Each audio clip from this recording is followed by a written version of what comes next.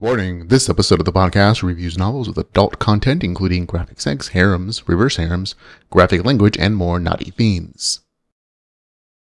I'm Wilford Brimley. You may remember me from such classics as John Carpenter's The Things, yes, The Thing, and Remo Williams' The Adventure Begins, where I play Agent Smith, way before another guy played Agent Smith. I'm here today to talk to you about feline diabetes. It's a very important thing. If you know about diabetes with felines, you know it's a dangerous, dangerous thing. And I have a very, very powerful story to tell you all. But first, I have to say, hello everybody. Welcome to LitRPG Audio Podcast. I am Ray, and before we begin the show, I do want to say that this episode, as you can see, is going to be very special as I have grown in my porn stash. And I do think that this will be the last time I grow in my mustache this thickly, simply for the fact that you can see now, before it was nice and dark, and I think that now it's looking older. I think that my near-death experience has kind of tainted me. So, I think I'm not going to do a porn stash for any more naughty specials. It's just too much. So I'm sorry about that, but this is a very special episode. It is going to contain things like adult content, concerning books that can get fairly graphic, hence the name The Naughty Special. So this is rated R. So Ramon, if you can put that R rating up, you can see it's not for kids. It really is not. And it may not be for everybody. I don't like to do series specials that are just kind of focused on one thing all the time. But I have had requests for this. So I thought I would do another naughty special.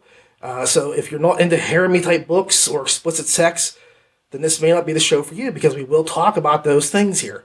So you could just jump to my last review, which will be The Heroic Villain by Charles Dean. The rest of the episode deals with adult topics.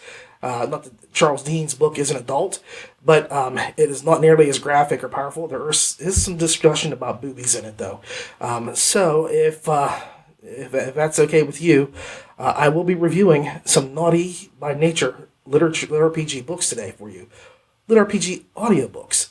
So let's get right to it and begin the Naughty Show. Or it's a naughty special. It's a very naughty episode that contains absolutely no feline diabetes. And yes, this is my best Wilford Brimley impersonation that I didn't know I could pull off. Okay. Although in The Thing, he didn't really have a mustache, did he? He was totally stashless. He was shaved for The Thing. Okay. Well, we're going to get right to it, everybody. In just a few moments, the special naughty episode of the LitRPG Audiobook Podcast will begin. All right, pretty babies. Next up, I know you all been waiting for this one.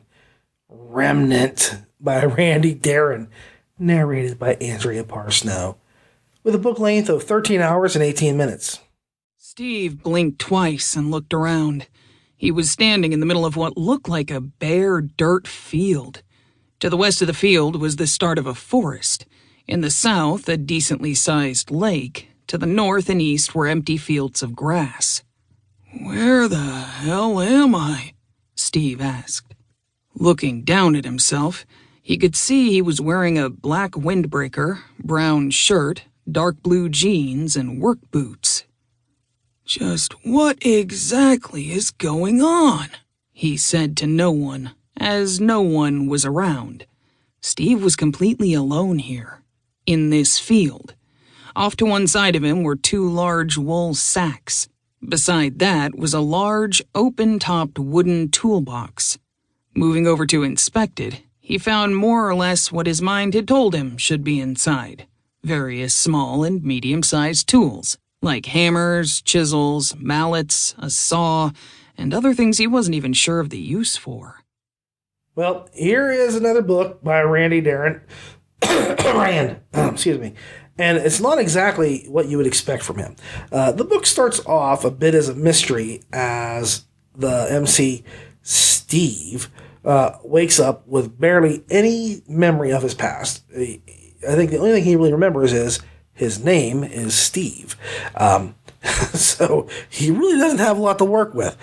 He discovers via a message left by past Steve that he's had his memories traded for some rather awesome and powerful gear. Farming gear, to be exact and certain, with the message that he needs to build himself a nice little farm and, if possible, a village as soon as possible. Now, it really is not long, because this is Randy Darren, before Steve finds himself embroiled in a mess of forbidden love, because he is the love broker. Love with non-humans. And everybody knows that love, true love, is what brings us together today. So, his love for these non-humans only grows until he earns a title. Now, in the book, you get titles for doing certain things. His title is called Zookeeper, because in this world, interspecies love is very, very forbidden. Now, I'm not talking he's having sex with farm animals, like Dolly the sheep, who's been cloned, so she's not going to talk because she's been cloned, and you can do what you want and get rid of her and bring in another one looks just like her and doesn't have a clue what happened. No, not Dolly the sheep. These are like half-human hybrids, whether it's a naiad in the water, or a nymph or a sylph or a satyr or whatever you want to do. The naiads, nagas, those are all things that are fair game for Steve, even though he knows he's not supposed to do the deed with them. He just doesn't understand why, because he doesn't have memory, so he has no clue why he shouldn't do such things. So, lacking the memory, he is rather uninhibited. Thankfully, the combo of Steve's incredible strength and gear pretty much makes him a force not to be trifled with. And he just kind of goes about his business trying to accumulate wives and territory while fighting this really cool zombie invasion, which is brought about by this evil mist. And then he also has to stave off like territory disputes with his neighboring cities and towns and stuff. The story pretty much follows this route. Steve builds a farm while accumulating women as he fights either soldiers or zombies. That's the path. You get some construction and town building in addition to the harem building, and I can just say that this is some of the fastest harem growth I have ever seen any author perform. I've never seen it in one novel, to be honest with you. There's so many women that pop up that he has ended up making into wives or girlfriends or just whatever, people that he taps on occasion, best friends with benefits, booty calls, whatever you want to call it. There is a hella lot of ladies in this book. I almost felt like I needed to, get out a pen and paper and write down, who's where, what they do, what their likes and dislikes are, and how many stars they get for this or that. And so, keybolds are in this book, and, he's rubbing their bellies and stuff like that. There's a lot of different things in the book that he adds in for spice and flavor, and again, I'm not trying to say it in a negative way. I'm just saying, hell, he goes from none to 10 before the book even comes close to getting finished. I mean, 10 ladies, 10 wives, whatever you want to call them. There's a hell of a lot of them. And mind you, he didn't actually sleep with all of them. Not in the book, not in this book. I'm sure he will in the next book. There were some that he kind of just set aside for later, I suppose. He's like, these is my side chicks. I'll get to them later. Later, shorties. That kind of stuff like that. He plans on doing a tapping. He's going to be a tap dancer. He's going to tap that stuff. Tap that keg. Tap that. You tap something. Okay, wait. You tap the keg. You tap. I don't know. Soft shoe. Anyway, he's going to tap them later. So there's a lot of ladies there, and yeah, the sex is kind of graphic. It's very well described. It's decently executed, and it builds the story because with his main woman, his number one wife, which is his first forbidden love, their sex has a very special significance for both of them. She takes it to mean very specific things, and she takes it to heart, and he does the same. He realizes he loves her at some point, before he realizes he loves her. I mean, he's like, wow, holy crap, I had no clue. I guess I do. I love her a lot. So it's nice to see that even though the sex is kind of graphic, it's not, and again, I'm not trying to say this in a negative way, it's not fostering Faust kind of sex. This is graphic sex, but it's not like, you know, I'm going to do this to you and make you do this to somebody else. You know, it's very consensual, 100% of the way. Everybody enjoys it. Not that they don't enjoy it in Faust, but I think you understand what I'm saying. It's more of an emotionally based thing than it is a manipulatively based thing, and that makes a big difference. But again, I enjoy both books, so you know. What do you want me to say? I like it one way or the other, whether it's the naughty stuff from Faust or the naughty stuff from here. It's a different flavor. It's a different spice, but it's still there. It's still there, and it's delicious.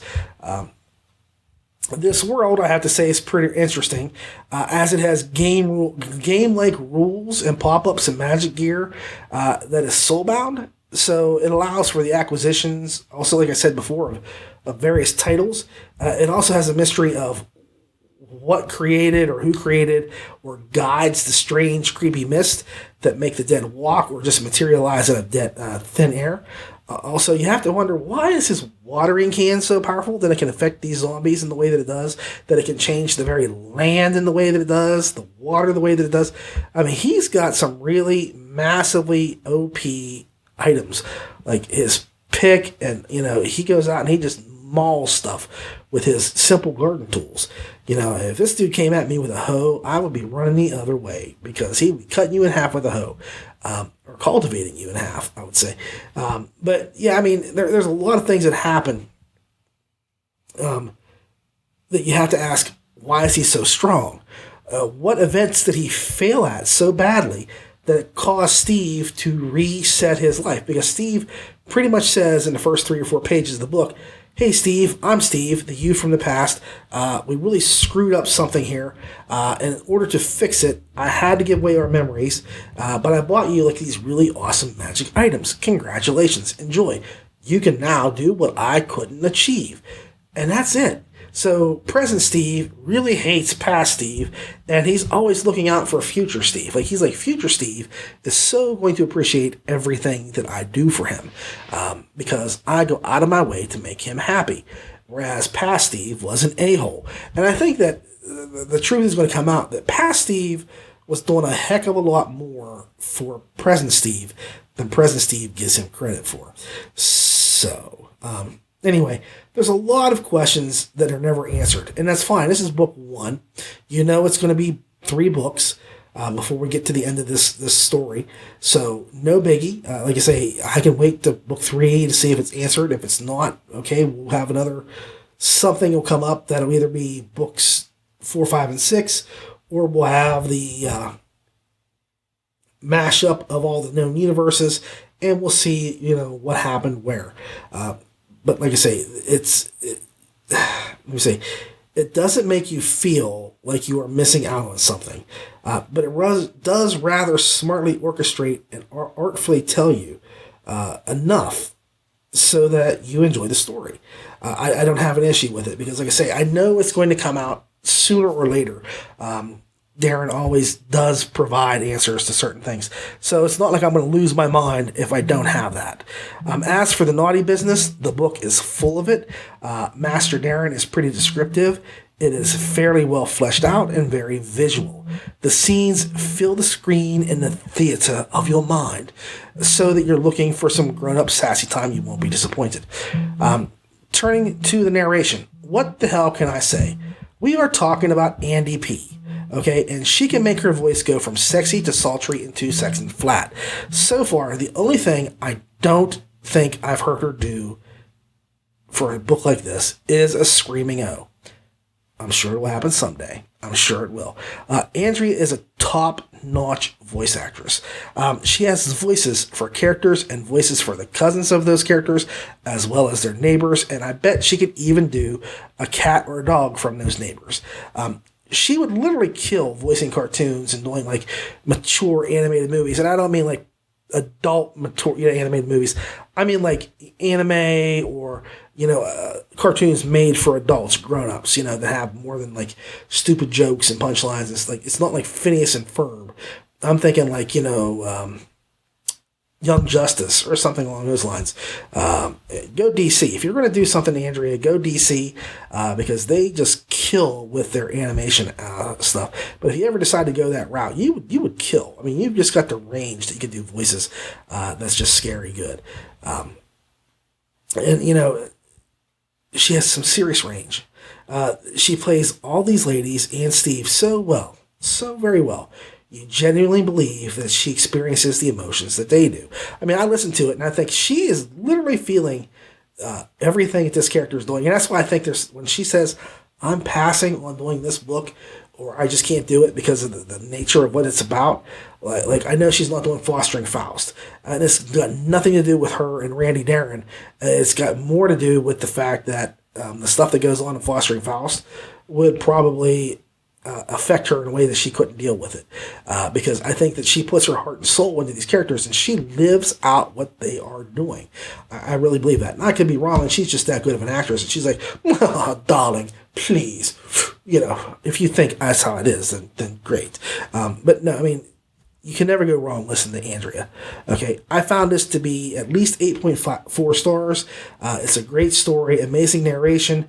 The only grievance was the quick way that the Mayoral sisters took to Steve. I mean, Steve does some really bad stuff to them, their family, or whatever you want to put it.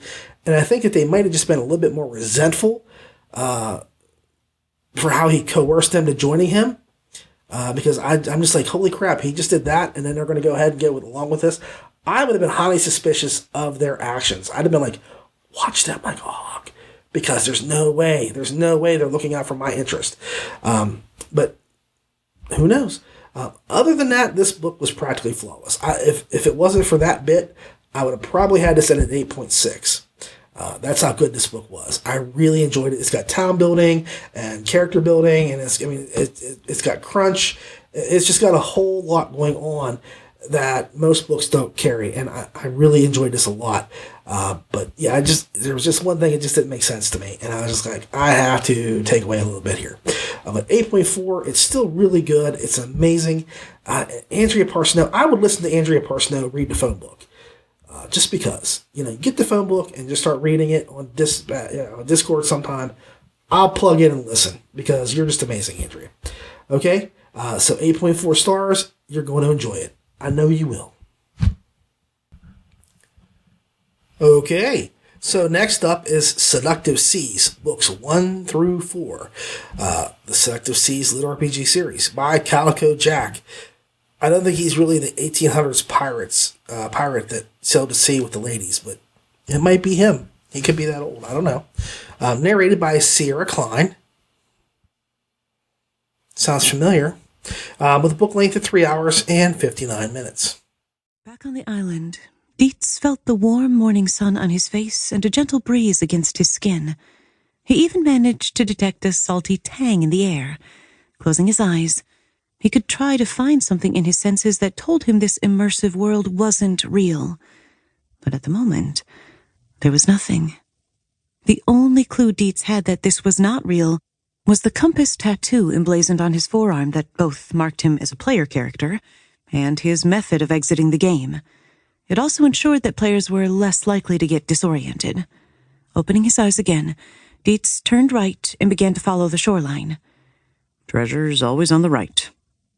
That's what one of his gaming buddies had always said growing up. Dietz supposed it was right by the virtue of the simple fact that if you hit a dead end and turned around, objectives and loot would then be on the right-hand side. So I'm going to give props where props are due. Too often, I have read a few of these books that deal with sex one way or another, in which the author knows absolutely dick about the LitRPG genre, like the horrible fantasy swap online by Alison Bell, or the malignantly offensive Ganged book I reviewed on this show. It is obvious that those books were written as a right-to-market cash grab by individuals who couldn't care less about the LitRPG community because they obviously didn't invest 1 minute's worth of research into any game lit books to help with the writing of their stories. You don't have to do tons of research. Read 10 or 12 of those books, and you get an understanding of what LitRPG is, what the readers look for, what they want. And like I said before, I don't hold it against anybody. If you want to make money and rate the market and you do a good job, grand, fantastic. But those were not those cases. Captain Calico Jack clearly has read a few of the books because he has the progression down and the gaming crunch in the right places. As I said before, he even comes up with a pretty slick trick for a harem or adult book with chastity belts, the sort of thing that requires certain tasks to be performed, i.e. questing or leveling, to get them unlocked. Thus, a salty dog could acquire a veritable bevy of bodacious buccaneer babes, but never get to indulge in unlawful carnal knowledge 100% of the way if he's failed to unlock any of their safeguards. I do believe that they allow for certain things to... I'm brushing my teeth. Certain things to happen, but down below there, that's a no-go show until you take those off. So I think that was probably my favorite thing about the series was just a twist on the adult stuff, saying that you actually have to do a little work in the game and progress and do things in order to earn the sex. As in Ganged, where they say, okay, you got to go out and you got to rescue your boyfriend. Here, you've got to get the ladies on your side, and then once you do that, then you got to figure out how to get that little lock undone. So that was a pretty neat little thing. And I will say that the sex is salty and steamy, and the books definitely fulfill a need for pirate LitRPG. After a drunken night of watching Pirates on the Caribbean marathon, you might want to just grab this book and give it a listen. Sierra Klein pulls off the sexy pretty well, and made the dry beach sand feel a little wet and moist when she needed to. And I'm not talking about some ocean foam shooting across sandy toes. I think she plays the MC Dietz, the male lead, pretty well, in addition to the gamer gals and Dietz's boss. She certainly makes the sand steam and your toes curl. I think she did a really good job here. And I think before, in my other book, she actually earned a point all unto herself just for the job that she did there. Here, it's the same thing. I think she does a really good job, and she's rock solid across the board. I think that she handles the story pretty well. I'm actually impressed with her. So, like I say, she may not be like Annalise Rennie or Andrea Parsnow or Annie Ellicott or Lori Catherine Winkle, but she's got potential. She's got it there. My only real issue is that the real world romance doesn't quite compete with the in-game stuff. I always say that, honestly, we get these books to read about the game world. There are very, very few books that I will say the real world is just as interesting as the game world. Very few times do I ever say, damn, I wish we spent more time outside of the game. Like Dave Wilmore's, The Land of the Undying. That story is just amazing because you're in the game and you're like, yes, this game is going amazing. And they get into the real world and you're like, holy crap, the real world is amazing. And then you go to the game, you're like, I don't want to leave the real world. And you get to the game, you go, I don't want to leave the game. That kind of book right there. This is not that kind of a style of book. Because every time Dietz gets out of the game, I'm just kind of like, well, I'm just passing time until we get to the game again. I really could care less about his romantic infatuation with his boss, the trying to grow their relationship, any of that. That really, it just does not amaze or astound me. And I'll even say with Charles Dean and his War Eternus, Lee leaves the game world periodically. Even then, I'm just as intrigued by what happens in the real world because he's been shot at and there's a lot of stuff that happens there. In addition to the stuff that happens in the gaming world. So I can take both of those and say, wow, this is really good. But here again, I just really the story outside is not nearly as interesting or fun as the gaming stuff, and it kind of drags things down a bit as it moves forward. I was a little disappointed that despite the fact that we are in a book dealing with privateers, privates, and buccaneers, booties, and various other seamen, we never once saw Dietz perform the angry pirate act on his boss in the real world. That would have been a great deal. If you've never, ever performed that during sex, you're missing out. And I'm just going to say, if you don't know what kind of a sex act an angry pirate is, I encourage you to look it up because it's unbelievably funny. But it's only something you would do to your lover once because you probably wouldn't have the same lover twice. But it's funny. So if you're a guy like me that cherishes funny over everything else, because I do things just to be silly all the time. I really do. I cherish the act of stupidity and fun and goofiness. That would be something that you might want to try.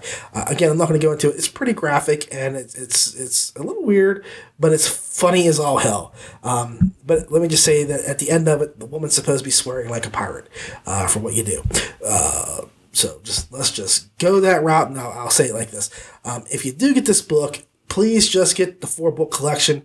Book 1 was released as a single, and my guess is it was just to test the waters, no pun intended. And while the story is interesting and carries a lot of potential, it isn't worth 1 credit for that 1 book. It's not that long. I think it's like an hour in length, which is more than the rest of the books are. They're a lot shorter just because you've got all these books crammed into this one package, but your time isn't equivalent to an hour per. But either way, you can get the collection for the same price as a credit, and it's worth it. This book clocks in 1 minute shy of 4 hours, so to me, it sort of feels like a half a book. And again, that's up to you. I just read in this review the Supers X Heroes book 3, and the first thing I said was I'm beginning to like books that are like 9, 8, 7, 6, even 5 hours long, because they can get the story in, and I can read more stories, and I can have fun. But 1 minute shy of 4 hours is not a lot. It's not a lot of book, and I think that you have to really weigh out whether it's worth it to you or not, just for the price. Because if you get a credit. Credits aren't exactly cheap. I think they're like $14 if you're in a gold club or something like I am with Audible. So you get like 1 credit a month, and I don't think I'd want to waste 1 credit on a 4-hour book. But if you had a free credit laying around and you wanted to knock yourself out, get it. So it's really up to you. I just feel like there should be more content for what you're paying for, if you're going to pay for it. But otherwise, I say it's a decent story.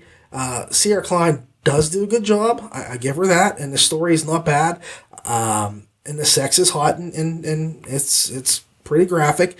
So if you're asking me, is the sex sexy? I'm going to say yes. It's pretty much sexy, and it's all good to go. But like I say, final score is 7.4 because the book is short. It feels like a half a book or a book in progress to some degree. To me, it feels more like 4 short stories tied together rather than one solidly long book. The real world stuff stepped on my gaming toes. So I'll say that if Calico makes more, I'll be happy to give them a listen. But I'm going to wait until there's another collection. I'm not doing anything individually. I think this is one of those things where they put out like a few thousand-word story here and there, and they put it on Kindle when they go by that. Or they just put it out for like your ebook for like 99 cents to make some money. But it's not bad. Dietz is a good gaming character. But the best part is this does not feel, and very well could be, a right-to-market book. But if it is, the author did his research enough that it feels okay, that, he pulls it off where I don't go, I can't stand this guy, and it doesn't feel like gaming. I think he at least did a little bit of research and did everything, but the problem is I don't know who he is. And that's just it. He just goes by Calico Jack. And like I said, I don't think he's a real pirate. Calico Jack was hanged. So I don't think he survived unless he's really slick and smart and he escaped at some point in the past. So this is somebody using his name. But, I don't know who he is. So I can't tell you if he's a part of the community, not a part of the community. It's kind of like the guy that did the Land of the Undying stuff. No idea who it is. I'm still trying to figure out who that is. I really don't know, and I'm curious about it. Or the Land of Trademark Online, I should say, not the Land of the Undying. Oh my God, I'm sorry, Dave Wilmarth. I know you wrote the Land of the Undying. I meant to say the Land of Trademark Online, because I have no clue who wrote that. I really don't, and I'm curious. I would love to find out and just behind the scenes talk to him for a few minutes, just because, like I said, I haven't read the book. I can't say anything about the book, but it's just one of those things that it intrigues me, and I'd like to get some answers on a couple questions that I have just from hearing other people talk.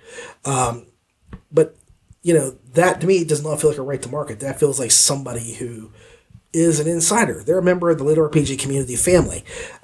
Whereas with Calico Jack, I can't tell you who they are or how deep they are ingrained. I just think he did a decent enough job that it's worth reading the story. And I think he has a cool mechanic with the chastity belt sort of things. So, it's got potential. But I just need a little bit more bang for my buck, seriously. And that's not a riff on, the Naughty special. That's just the fact. You need to get more. You need more than 4 hours worth of stuff when it comes to a book. And I get you got four books there, but it's not a lot. It's not enough in some ways to take care of things. So either way, I think it's decent enough that I would give it a 7.4. All right, next up is Fostering Faust, Book 2 by Randy Darren. I'm daring you to read this book. It's that good. Narrated by Stephanie Savannah, with a book length of 13 hours and 12 minutes. Alex quirked a brow, then laughed to himself. It's almost as obvious as a sunrise where everything happened. Looking at the start of the financial report, he saw massive expenditures from himself. Then they suddenly stopped. This must be when I arrived here. Following that line, he could see where he'd made changes, pushed the economy in the right direction, and stopped his own spending. Riley making our changes, then watching the economy stabilize. A short while after that, he saw a massive increase in expenses. And this must be for the balls, meeting Carla and Valeria, then marrying Anna and Holly. Moving down the line, he saw another strange fluctuation, except this time it was a massive jump in military salaries. Yep. Now here we go. Here's another Randy Darren book. Can I help it? Can I help it if he cranks out masterpieces faster than Don Rickles could? Insults. No. So suck it up, pretty babies. We is going on a wild ride. First of all, Fostering Faust was a very polarizing novel. Book 1, I don't think people were prepared for the very nature of the story and the fearlessness with which Darren went forward to create that story. I know a lot of people who were kind of like shocked and put off by the content, which is fine. Clearly, that's why it's written by Randy Darren, because it is not going to be a nice book. It's going to have really hard graphic content that is going to disturb some people. And I have to say, Darren is very bold and uncompromising in his vision. And I respected the hell out of that. Well, things have not changed in Book 2. Book 2 is just as entrenched in the things that you either loved or hated about Book 1. He doesn't change course. He goes full bore ahead. It reminds me of like the scene of Buckaroo Banzai, where they're going to try to go through matter, and they have that mountain there, and they have the car, and they go through the very physical space of the mountain. That is what Darren feels like he's doing. He is going just 1,000 miles an hour towards this big mountain. And it's either going to be, either way, it's going to be spectacular. Whatever happens at the end of this is going to be amazing. It is going to be worth the time and effort that you put into this series. So this book is very graphic in nature. I don't say that lightly. I do not say it lightly at all. This is most likely the hardest edge book on the show. I mean, if you want to talk about hard edge, this is like a straight razor made of adamantium. And if you know Marvel Comics and Wolverine, that is like talking about Wolverine's claws. Unbreakable, never-ending sharpness. This is not a book for people who are prudish or squeamish. Not even close.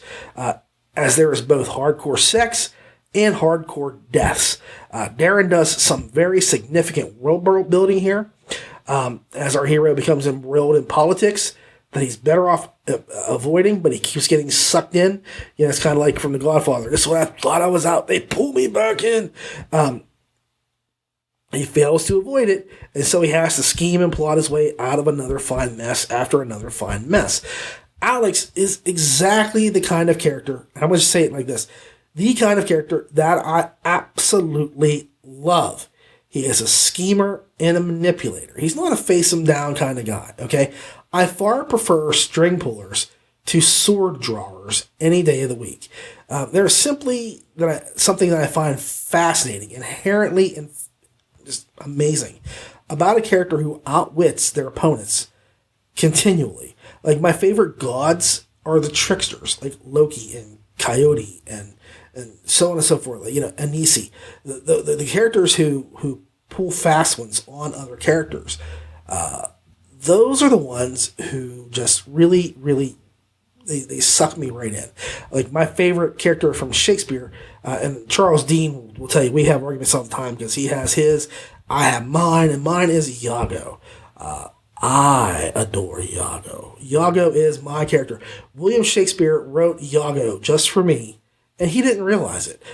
Because Iago, I would have posters of Iago up on my wall. If you could make a poster of Iago, I would have Iago up on my wall because the dude is so backhandedly sly and manipulative and getting what he wants in spite of everything. Up until the end, of course. But Iago is like just genius. And Alex lives for moments just like Iago does. Now, Iago has got a very different motivation than Alex, but Alex is such a manipulative bastard, you have to love him. Oh, he toys with people. He breaks people. He pushes boundaries that people don't realize that they have. He makes them do things that they didn't know they were capable of and don't want to do. But he makes it happen. He's just that good. I love that. And this is like seriously, that was what appealed to me in the first book, was his character, how he did things. And I remember, you know, how he got out of the jail cell that he was in when he first appeared in the New World after he made his deal. And, you know, the one guy kind of boned him on his end. And then, you know, graphically, surprisingly, karma struck. And Alex didn't flinch. He was kind of like, screw that dude. He got what he deserved. And that's me. You know, if you wrong me, you're getting what you deserve at some point. You know, I was just talking to a friend of mine the other day online, and you know, she was saying how, you know, revenge isn't as good as karma because, you know, karma is something you can sit back and watch. And I kind of said, you know, revenge and karma are the same thing. One's active mode, one's passive mode. But for me, revenge, the other thing I would say that revenge is best served cold. Well, it is. It's best served cold when you are the most dispassionate, because it tastes like strawberry ice cream with sprinkles served on a nice sugar cone. Oh. Whereas karma is kind of like warm tapioca pudding. And that is the difference with characters. I am that guy. Alex is that guy. He will get his revenge for wrongs that are done to him. And so, you know, he is not a set back and wait for things to happen kind of dude. No. The characters, most importantly Alex, all do some serious growing up in book 2. And I must say that his first wife, and I can't think of her name, I'm sorry, but it's the one that she's always there for him. She is quickly becoming one of my most favorite cherished characters of Darren's. she does everything. She is supportive of her husband in every single way. She's enthusiastic about it. She takes great pride in scoring souls for his bargain. She is like a diamond among cubic zirconia. We do see a surprising twist with Alex and Leah and their contract take place in this book. But for me, the best part about this book came when Alex is kidnapped. And I'm not trying to give you spoilers, but he gets kidnapped. And that's when his machinations make Machiavelli look like Mortimer Snerd. Look him up, people. Look him up. It's more fun that way. Yeah. He makes Machiavelli look like that dude. Mortimer Snerd. This cat, Alex, is just sneaky, underhanded evil. He is Iago squared or cubed or whatever you want to call it, to whatever power, to the nth power, ninth power, 10th power. He really, really is just spot on in getting back and getting away from people. And I also cherish the way that Alex has earned the title of Count Inferno and kept the legend growing after he got it. Whenever an opportunity arose to allow him to do that, he took advantage of it. The ladies, they're all seductive and servile, but not to a point that's disturbing. Their eagerness to please comes from a place of genuine emotions. Like I say, this book, it runs a gamut of things. He's struggling to stay away from one woman in power, and there's political things there. Then there's another political battle, and he finds himself embroiled in things.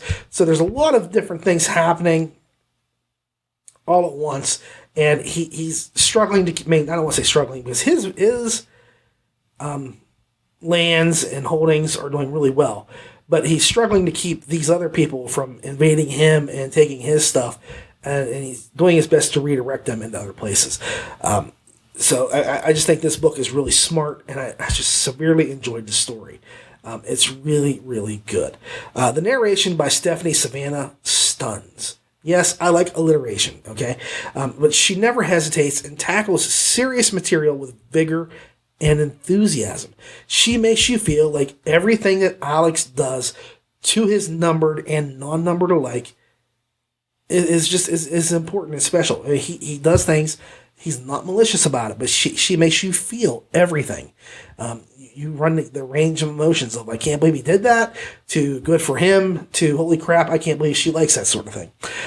She certainly has the feel for filling action and emotion in the right spots, and she keeps each character clearly defined. As juggling acts go, she is flipping live chainsaws and making them look like rubber balls. So, this was one of those books where I get really excited. I got this book and I just devoured it, because Faust is probably one of my favorite books that Randy Darren or William Moran has done. And this has not been a disappointment. It has just maintained the high octane level and the manipulations and the deceitfulness and the backstabby stuff. It's just above board. It's just so awesome to see him handle these things. And I just have to say, the fact that Alex has the patience to remain where he is, to scheme to kill somebody, and do it in a very difficult way, but to make sure it happens and comes to fruition, was just so satisfying. I hate to sound like this, I see a lot of myself in the dude. I mean, there's just certain people that I connect with as characters, and I could see myself doing that. My son literally said something along those lines the other day about a character on a TV show. I was just not even paying attention, and I didn't feel kinship. But he's like, I totally see you doing that, Dad. And after he said that, I was like, yeah, he's totally right. That is exactly probably how I would have handled things. So in this case, I feel kinship with the character of Alex. And so I do enjoy the book. But this book, I have to say, the sex is very graphic. Darren is not known to hold back. And you will see some scenes that you're like, holy crap, I can't believe he did this. Because he does it. That's just the way it is. My final score, this book pushes boundaries, buttons, boobies, and still tells a clear, and entertaining story. Believe me, the book has the potential to become super dark, but somehow it maintains a balanced perspective with great characters, a cool setting, and nubile narration. 8.5 stars, 8.5. It's that good. And if you like book 1, get it. If you haven't read it yet, get it. But this book I think it's better than book 1 because we've already got the characters from book 1 and now we're seeing them grow a little bit. We don't have to do introductions and so on and so forth. Now he's got them established and we can play with them more. So it's really good that way. All right, up next is Picking Up the Pieces, Enthralled series. The Enthralled series. This is book 2, written by Prax Venter, narrated by Christian Fox, with a book length of 10 hours and 1 solitary minute thereafter. Sasha will pay for what she has done. Mark and his 3 enthralled, Onyx, Vale, and Rue, looked out over the desolate crater that used to be Oxuma Village. He wanted to just start running directly towards the monster responsible for destroying these people. He had been looking forward to seeing this beaten-down group of good people grow and prosper. Now, Donovan, his wife, their asshole son, all of them, were gone. "You said we had to fix the broken heart first, right?" Rue said softly behind him. Mark turned to face the velvet girl and sighed. "I don't know if we have to. It seemed like the right thing to do. I figured we would run into the holes they created on the way." "Which way does the compass point, Mark?" So, here's the deal. I want to start off by apologizing to Prax for me taking so long to get to this. I'd gotten this, and it's been a while since I was able to get to it. I really wanted to review it a while ago. Then things happened in my life that have kind of slowed me down a little bit. And then after I kind of got away from that and I'm starting to get a little bit better, I wanted to save it for this episode of the show, which I really wanted to do this like probably 4 or 5 weeks back, this episode. So I'm really behind on this. So my apologies. Now, the last time he also gave me some flack. So I'm going to cut myself a little bit of slack because he gave me some flack for misspelling the names of the ladies in his book, in my review. I guess he went and read my review on like his book page or something. And he's like, "You didn't spell a single one of their names correctly." Well, I mean, first, thanks for actually reading your review. I appreciate that. Secondly, I work in audible format, so I took a shot. And I did it all phonetically, or at least how I would have thought the book was, supposed to be written, or the names were supposed to be pronounced. And you have to cut slack sometimes. You just have to. So I'm not even going to put their names down this time at all. I'm just going to skip that portion of the review so I don't screw up anything else and look more stupid than I actually am. I really liked the first book. It had one of the best time compression uses I've seen in LitRPG, and I thought it was smartly done. Also, having the main character kind of wake up in the middle of a Groundhog Day style replay was neatly done too. I mean, he hadn't realized he'd lived out that same day over and over and over again so many, just thousands of times, until he'd already done it for thousands and thousands of times. So after the first book was done, I was expecting some big stuff, and man, Prax did not let me down. I think book 2 is an improvement, and that it shows some great development. The characters get a chance to grow and come into their own. I also think that Venter streamlined his writing style, as nothing feels like it doesn't belong. Everything is there for a purpose, some significance or deeper meaning. And I'm not saying you'll get like his existential crisis from reading the book. Only that his writing has improved and it stays on point throughout. It's very consistent. You don't have, him going far in a field, off course. He remains right on point the entire time. And that was good because you can just tell he's improved a hell of a lot. In fact, the writing of this book really makes me want to read some other stuff of his now. Not that I didn't want to read this book before book 1, but I'm like, I can see where Venter's getting better and better, and it makes me more excited as a reader, as a listener, because once a writer really starts getting into their groove, not only is it fun to see, it's fun to see them growing and developing and changing and having so much happen, but also it just makes for a good story. So,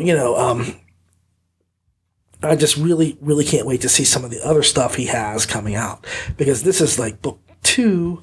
And I know there's other books in the series, and the series should be getting ready to get completed, I think. But he also has like Irreverent Jack coming out of SBT.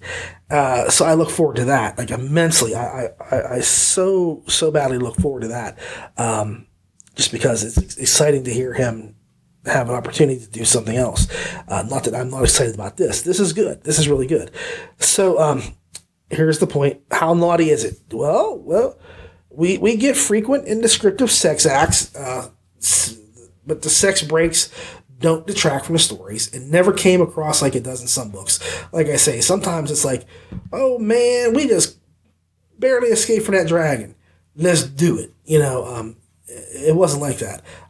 I'll give you an example of improper time for sex. Okay, I had listened to a book, an audiobook, called The Last Colossus, which is about some people trying to survive a megalodon attack.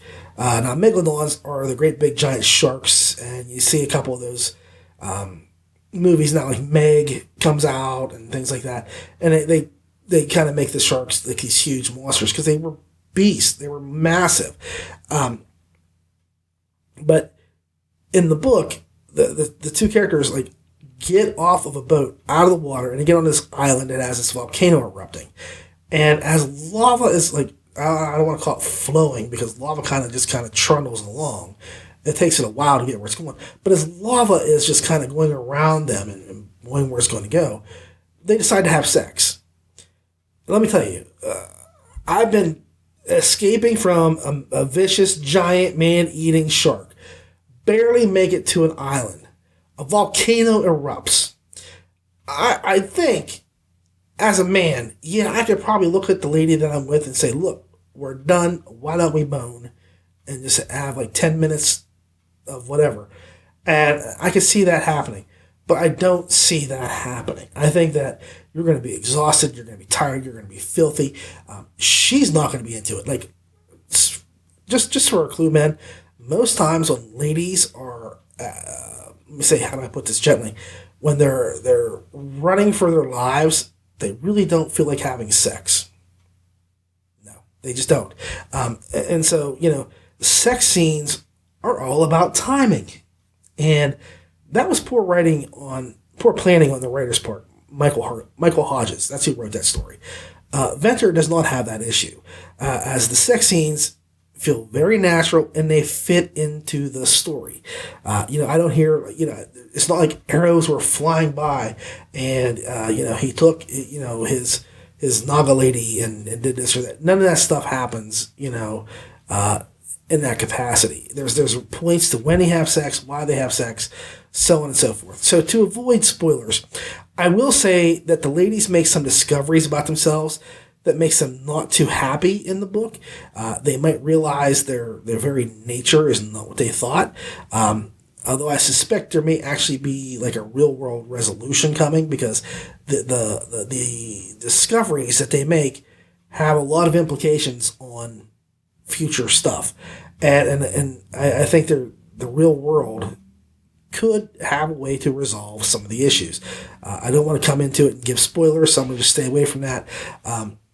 But I think book 3, or I don't know if they go into book 4, if we've gotten that far yet, but I think that's where we'll get some answers on like what can be done for the women and how, they can be helped and what can, so the story's progressing. I mean, it's progressing quite nicely, and I just can't wait to see where it goes. Although I do want to get a copy of like the audio for Reverend Jack, just because, like I say, Venter's really impressing me with his writing style and what he does. Fox does a pretty good job on narration, and I won't, let me see, how do I put this? I won't complain about pronunciation of areolas this time around. I'm going to just skip by that and just say he's one of the few men I've heard narrate a naughty scene that didn't make me just a little bit uncomfortable. Like I say, Justin Thomas James is probably the only other guy I've heard that he's just like Rico Suave with his voice, and you don't really notice it. But I think that Fox does it too, where he can tell the story, and I'm not going. It's a little creepy hearing the guy talk about doing this and that and the other thing, because unless it's my voice in my head recounting events that are going on, it doesn't seem quite as fun and exciting. Because it sounds like it's my best friend recounting his orgy from down the street 10 nights ago. I really couldn't care less about what he did. So, but it never stopped him from telling me those stories. Anyway, so Fox does do that. Because, like I said, I've heard have my naughty bits read to me by a lady, if possible. But otherwise, it's a lot like me reading a penthouse letter to myself out loud. It just doesn't turn me on. But Fox does a pretty good job, and I was able to handle it quite well. I think that Venter really has gotten a good grasp here, and I think he's moving forward in a very good direction. And I think that the revelations are enough to say, hell yeah, I'll come back and find out what happens next. I think it's a pretty solid story. Characters have grown, stories changed and shown improvement. I like where the tale is going, so I'm going to say final score is 8.3 stars. It's really worth it. I really want to see what happens next. And that is how I know it's a good story. Because I have my phone and I will listen to a book whenever I get a chance. I'll click it on and boom, I'll have a story on there. And if I have a story on there and it's been 6 hours and I haven't tried to listen to it even for a little bit, like if I'm just sitting here and it's like, I got other things I'm doing and I'm not listening to a story, I know that story's not that great. And those are the ones I try to either not review or tear down. But the truth of the matter is this is one of those stories where I was, okay, I've got a few seconds here. I'll listen for 3 minutes while I'm on hold on the phone. Or I'll put the phone in my pocket while I'm parking cars for the funeral. And I'll listen until somebody comes and then I'll shut it off. And I do that. And this is one of those cases where that's exactly how I did things. So, like I said, I knew I enjoyed it. And it's a good book. It's a good story. And I think you'll really like it a lot. So give it a listen. Okay. Next up, we have Enhancer 2 by Wyatt Kane, narrated by Chris Graves, with a book length of 7 hours. Ty Wilcox was sitting at the main bar in the Concubine Club with the rest of his staff occupying other stools or standing around him. For once, the ceaseless pseudo-music that typically thudded through the club was nowhere to be heard. It was still fairly dark, but at least there weren't any flickering strobes and dancing lasers. The club was half an hour from opening, and even though he'd had to come early, it was still Ty's favorite way to experience it. Although favorite might have been overstating things. Ty didn't like the noise, the cloying, the rank smell of exhaled alcohol, or the way the soles of his shoes stuck to the floor. Yet without the perpetual noise and strobes, the place was at least tolerable, even though Angie the Hutt was addressing all of the staff as if she despised every last one of them. Honestly, I don't know how any of you expect to keep working here, the grotesque woman said from the center of the floor. So you may remember me reviewing Enhancer some time ago. It was a decent book, and it received a score, I think, about 7.3, if I remember correctly. I think the writing has improved, and the story is tighter and more streamlined. And I like the introduction of what looked to be a fourth possible member coming to the burgeoning harem. And I count the guy, and there's 2 ladies and him. But there may be a fourth member coming to join the gang in the future. Kane very clearly builds upon book 1 in every single way that counts.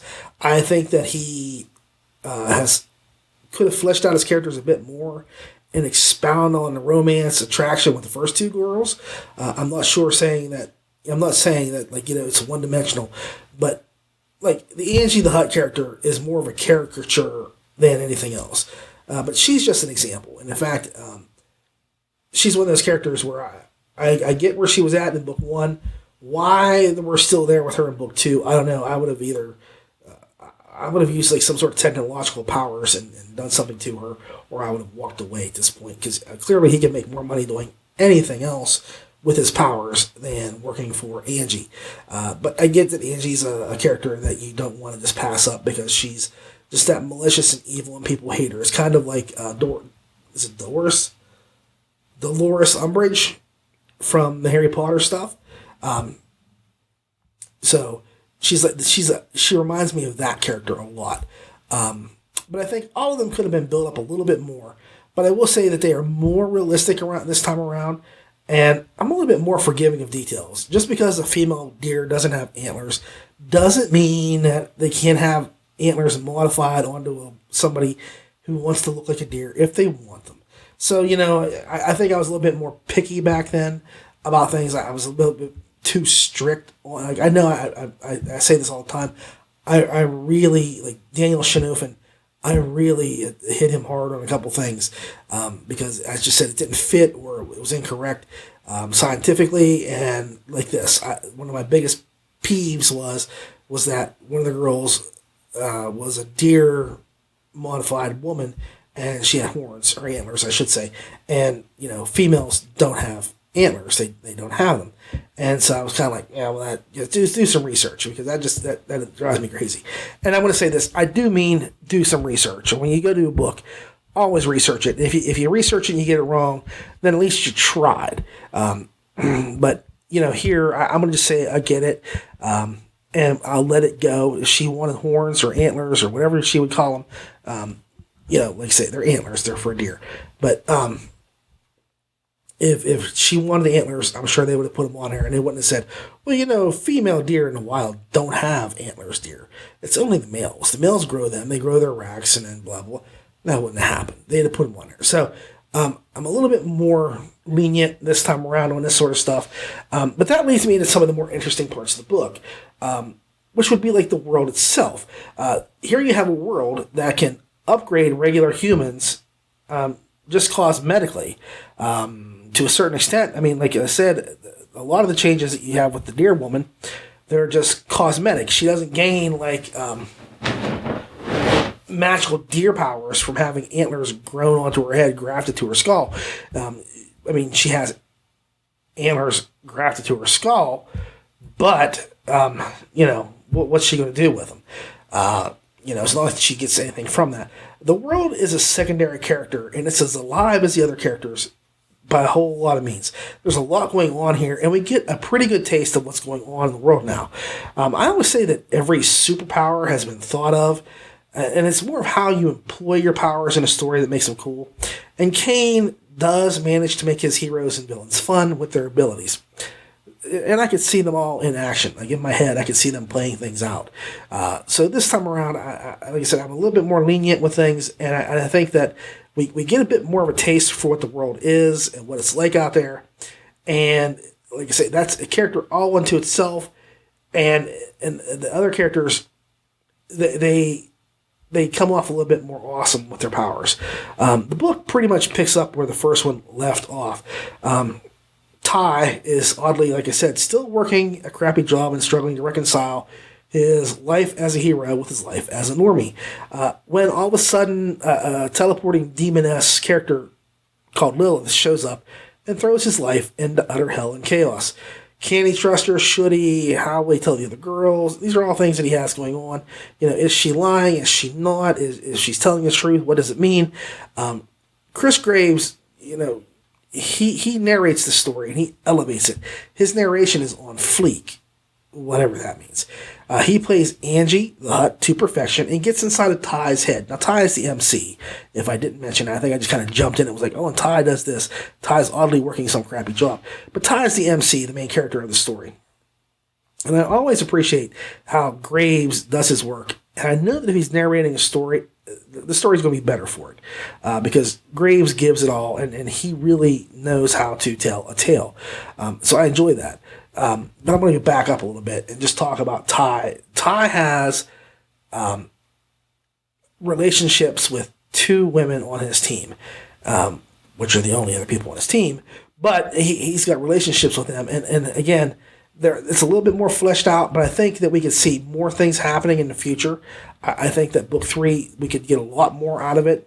And so I think that what we need to see is a lot more of what goes on in the world.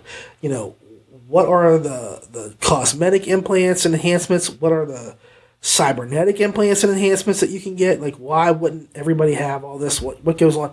Those are things that I'd like to see kind of come up from the background and play more into this as we go on. Because I think that there's a lot of things happening in that world that we need to see because it adds a lot more flavor and spice. So here's the part where you're supposed to ask me about the naughty business.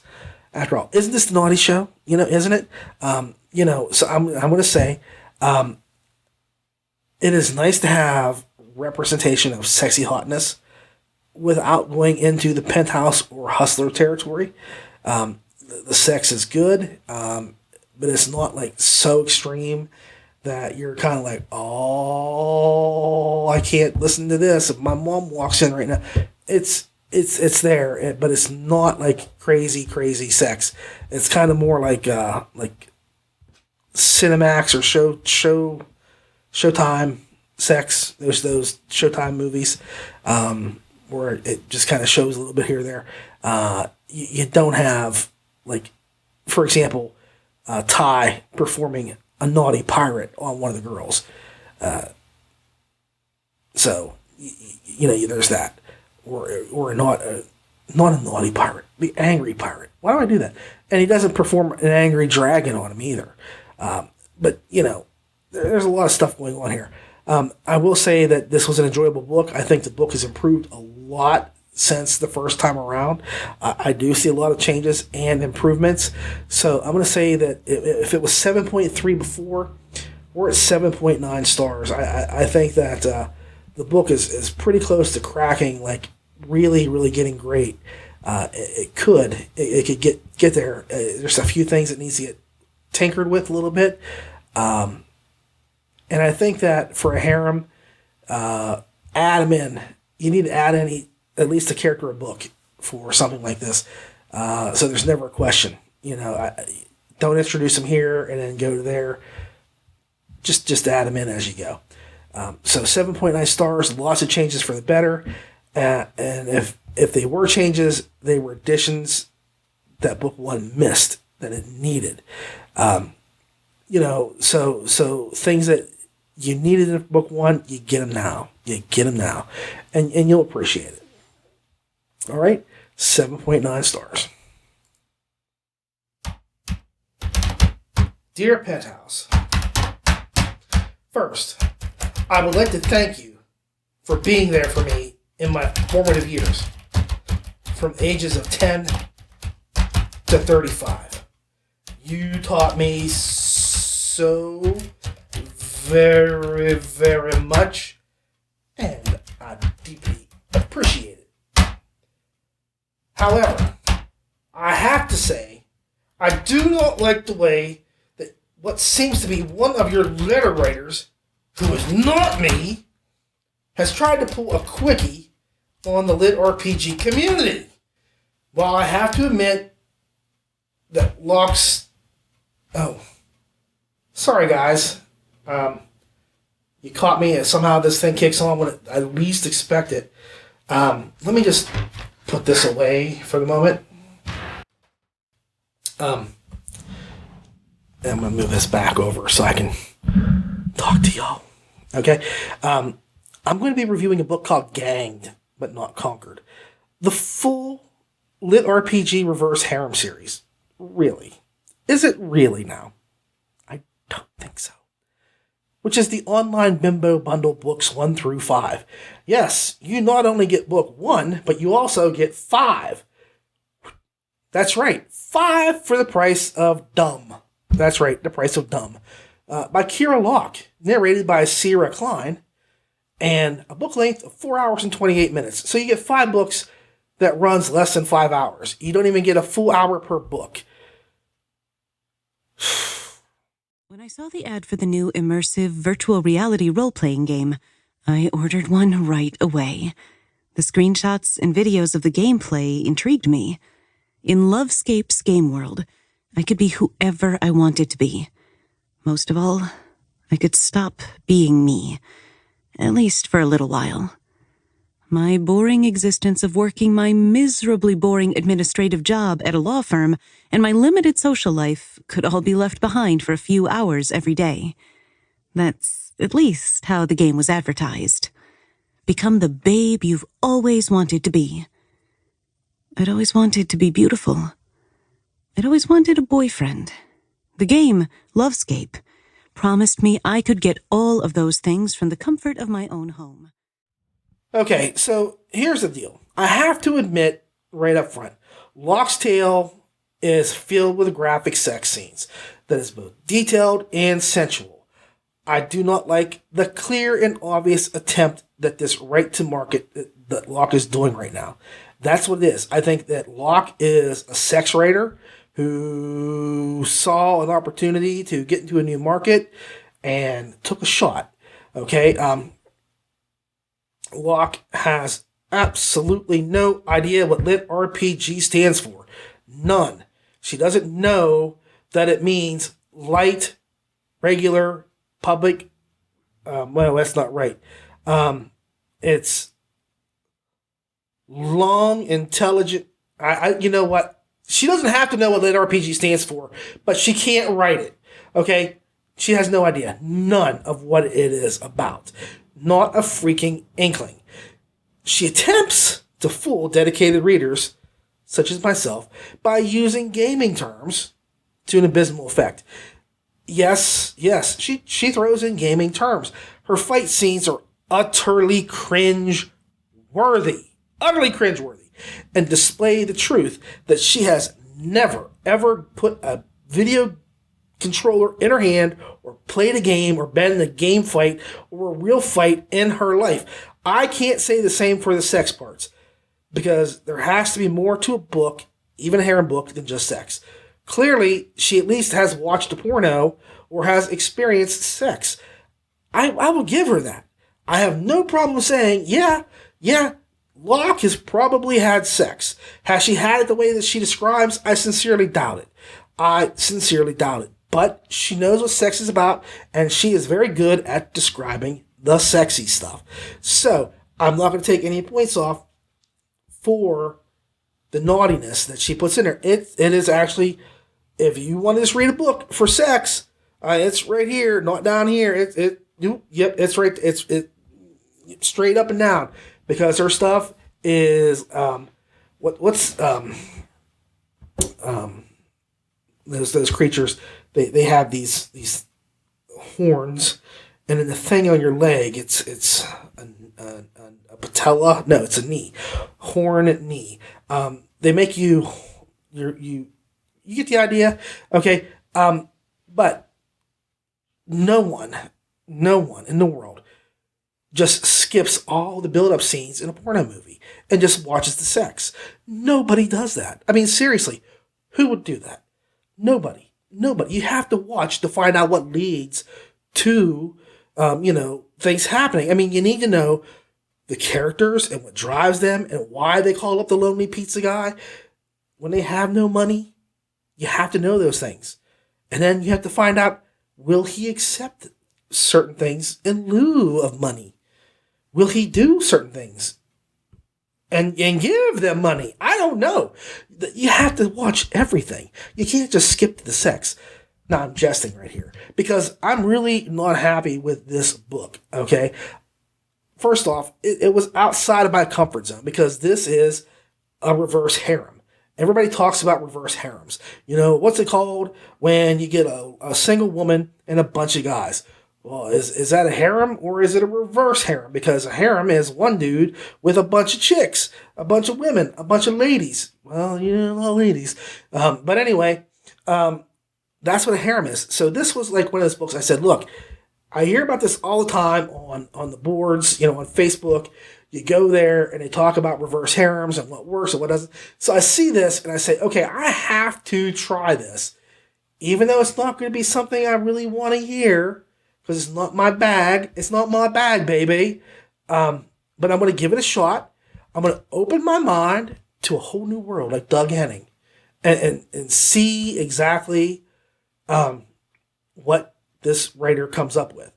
And, how do I put this?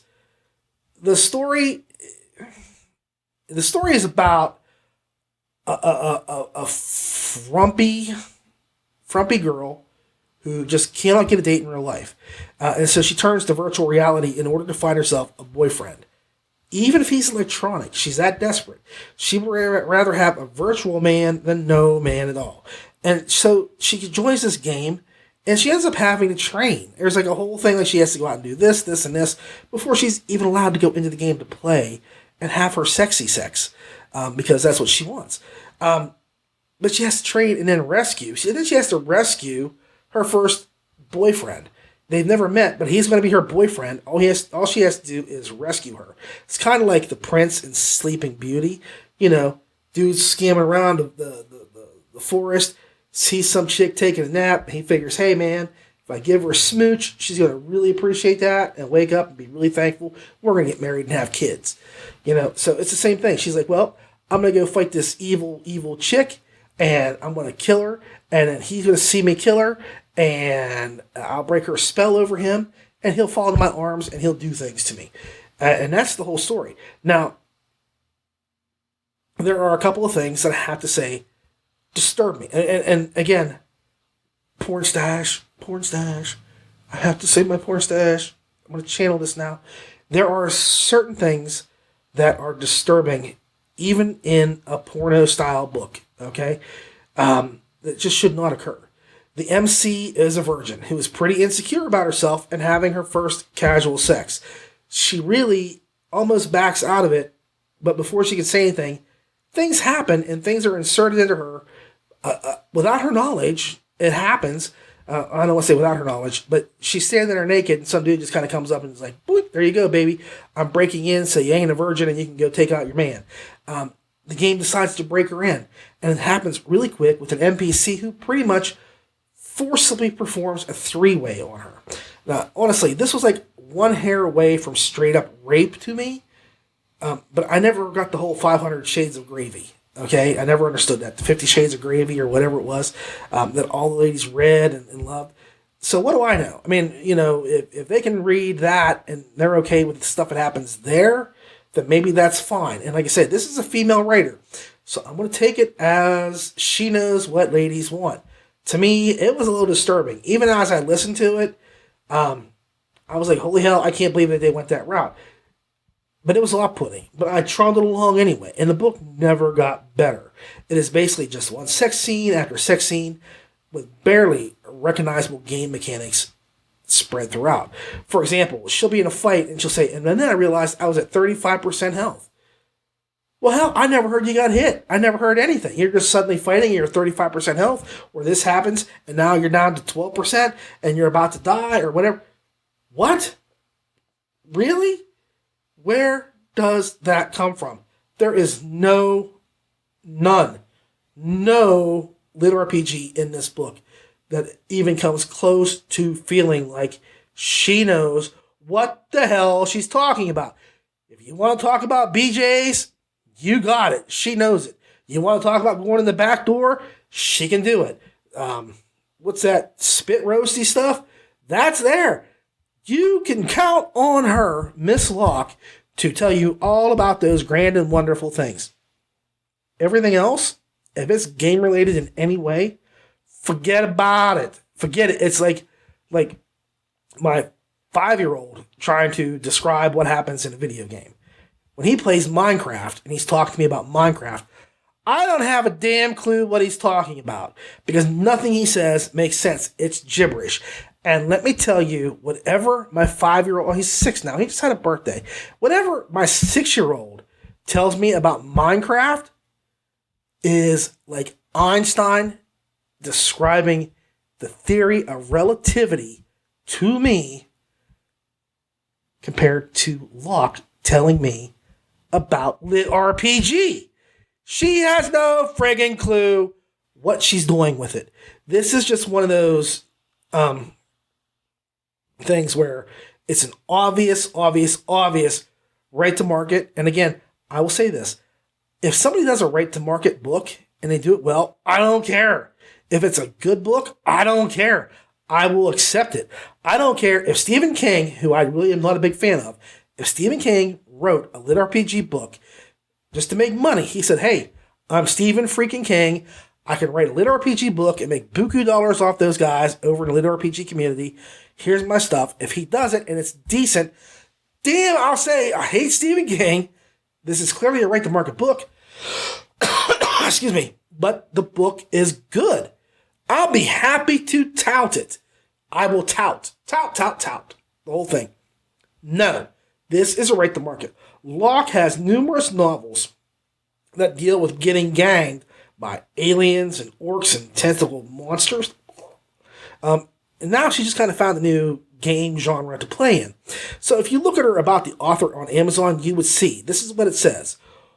Author Kieran Locke writes about women who explore love and sex with a variety of creatures.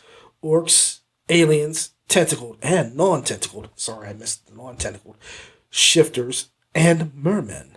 Most of the time, the women find themselves in group situations because sharing is caring. The more the merrier. And insert trait phrase that serves as a euphemism for orgies. So she pretty much just writes whatever the hell she thinks will sell, even if she has no idea what the subject is really about.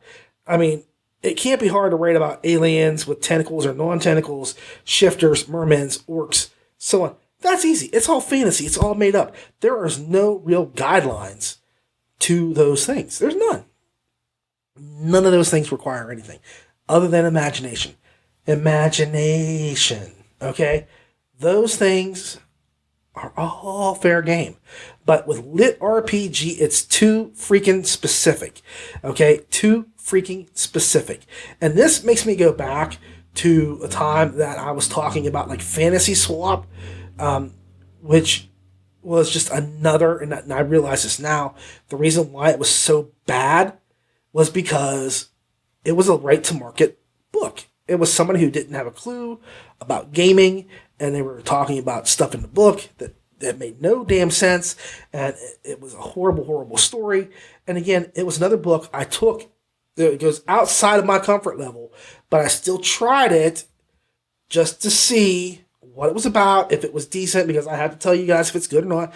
And if you remember the Fantasy Swap book, it's where a guy goes in and he gets stuck in a woman's body, and he lives out all these fantasies as a woman that he never would have explored as a man. Now, you take it for what it's worth. It was not a good book. And I'm not saying it was a bad book because of the subject. I'm saying it was a bad book because it was crappily written. It was a horrible story. It was a horrible character, and it had absolutely no concept of anything dealing with LitRPG. This tops it. It tops it. The only good thing is it doesn't have freaking J.J. Janess doing the narration. So I will say that Sierra Klein does a decent job on the narration. She doesn't hold back and tears right into the story. She gives it a lot of vim and vigor and verve. I would say that she chews up the scenery, but that might be a bit of a painful prospect considering what most of the scenery that's getting chewed is. I really have nothing negative to say about her, and I will probably be adding a point at the end just for her work alone because she does a pretty good job. But I go back to Kira Locke. See, I'm getting loud and I'm getting really irritated now. Excuse me. So, that's better. She can talk about aliens and zombies and tentacles and merpeople and shifters, but pretty much she writes whatever she thinks will sell. That's it. She has no real idea of what the subject is really about. I'll bet her mermen even have blowholes. I'm going to back away from that for a second. So, here's the deal. The book, if you're looking for straight up sex with a woman in a reverse harem, and that's all you want, this is a good book for you. It really is. Because if you just take it for that, it has a main character who has a harem of men. I'll call them a sharem. There's a sharem. So she has a harem. It's a sharem. There's a bunch of guys. She gains them one at a time, maybe two at a time, but she builds up a little harem, and her harem is strong, and they have sex, and it's naughtiness abounding. And then there's this other stuff that kind of clicks in around that has to deal with the idiotic game mechanic stuff that she has no idea what she's talking about. So, I mean, I guess you could do what most people do in porn and skip all the other stuff and go right to the scenes, because that will work. It's kind of like, it makes me laugh when, like, Ramon will say, well, there's a naughty stuff, and I usually just skip that and go to the next thing. And I always chuckle. I was like, well, I get you don't like that, and no one makes you have to read it. But this is the exact opposite. Ramon would probably just skip the entire book because the gaming stuff sucks. And I'm not being facetious or even being funny at that. I mean, it blows. Okay, I got to get out of this mindset. It really is horrible. The gaming stuff is horrible. And then there's the sex stuff that he doesn't need to read. He doesn't want to read it. So he would say, I'm not going to read this stuff. He's going to skip that. So Ramon would probably go flip and look at the book and page 1 and go to the page, whatever it was, the last page of the book, and be like, that was a really crappy book. But at least I didn't have to burn out my eyes doing this. I had to listen to it for what seemed like hours and hours and hours, even though the narrator was pretty good. I'm going to just put that out there. Usually in a case like this, the narrator sucks just as bad as the story because they're just doing something cheap. They put it out, they get a person to come up and narrate, and they get it through real quick, and they put the product out and they run with it. The narrator is actually pretty good. Sierra Klein, I would just wish that she would get out of this kind of junky, schlocky stuff because it's just schlock, and it's below her, it's beneath her, and I think that she could do some amazing things outside of this field that she's in right now, with the sex stuff. But if she likes it, she likes it. But I think she could do a lot more. I really do. But anyway, my final score, if you can't tell, I'm going to just say there's a story, there's characters. That's 1 and 2 points. The characters aren't brain dead, so you give it that. But the narration was good. So I'm going to say 3 points. This is a 3-star book. That's 3 out of 10, not 3 out of 5. Technically, I could almost tell you it's a 3 out of 20. And I still would not make it as significant as I feel. The book, like I said, it has redeeming stuff. If you want to just read the sex, it's right there. But for me, the fact that they tried to sneak this in under the radar and make it something that it's not pisses me off to no end. It's horrible. So as Count Olaf would say at the beginning of a series of unfortunate events, look away, look away. Because if you are looking for a naughty book with LitRPG roots, this has all the spice but lacks the beef. Give it up. Give it a good, hard skip. Give it a flip and bid it adieu. Because this is not even a trashy romance novel. This is just a trash novel. 100% down the line, it's all crap. It's junk, and it should not be listened to.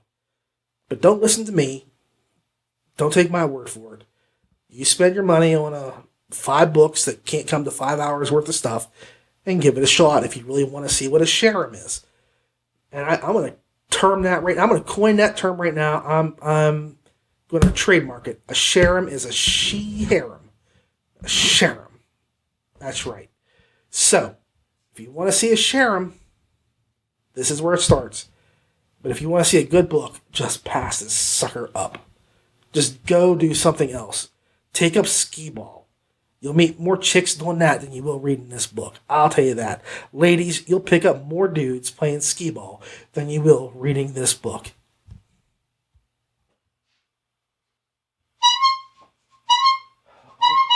Oh, you're going to be so... Hello. I forgot I was recording. I was just polishing up my little clown horn. That's right. You know why? You know why I look like this right now? Because I have a very awesome story to tell you. You won't believe this, but it's true. It's an awesome story. It is. It's awesome. So, what I want to tell you right now is about Digital Hearts, Late Night Ambitions by Eden Red, narrated by Annalise Rennie, with a book length of 7 hours and 27 minutes. The bottom of the shirt hung out, and he approved of the relaxed style, even if it was something he would never do in other games. Trying to hold back his military sense of style, he moved on to pick simple black jeans and nice black leather shoes. "Very nice," Susan said robotically. Morgan wondered if she said that to everyone, no matter what choice they made.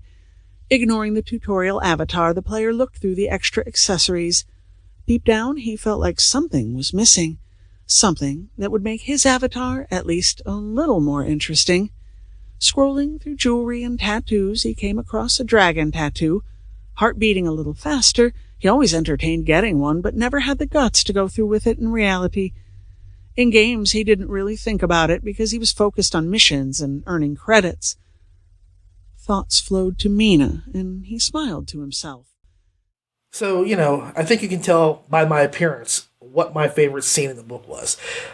It was obviously the clown porn scene. It was so funny. And all I have to say is that once you hear it, you really won't be able to get it out of your head. I'm sure if you read it, it's going to be stuck in your noodle for some time. And it isn't that that's all the book is about. And I don't want you to paint that picture. I just wanted to kind of just give this an homage, because I do that. Like, if you remember my Hobgoblin Riot thing, I got dressed up to look like Popper, had my little Viking hat on, the one horn and all that stuff, had the hair, and I wore bathrobe for the bathrobe night, just because I have to respect things. And when something touches me deeply, I reciprocate.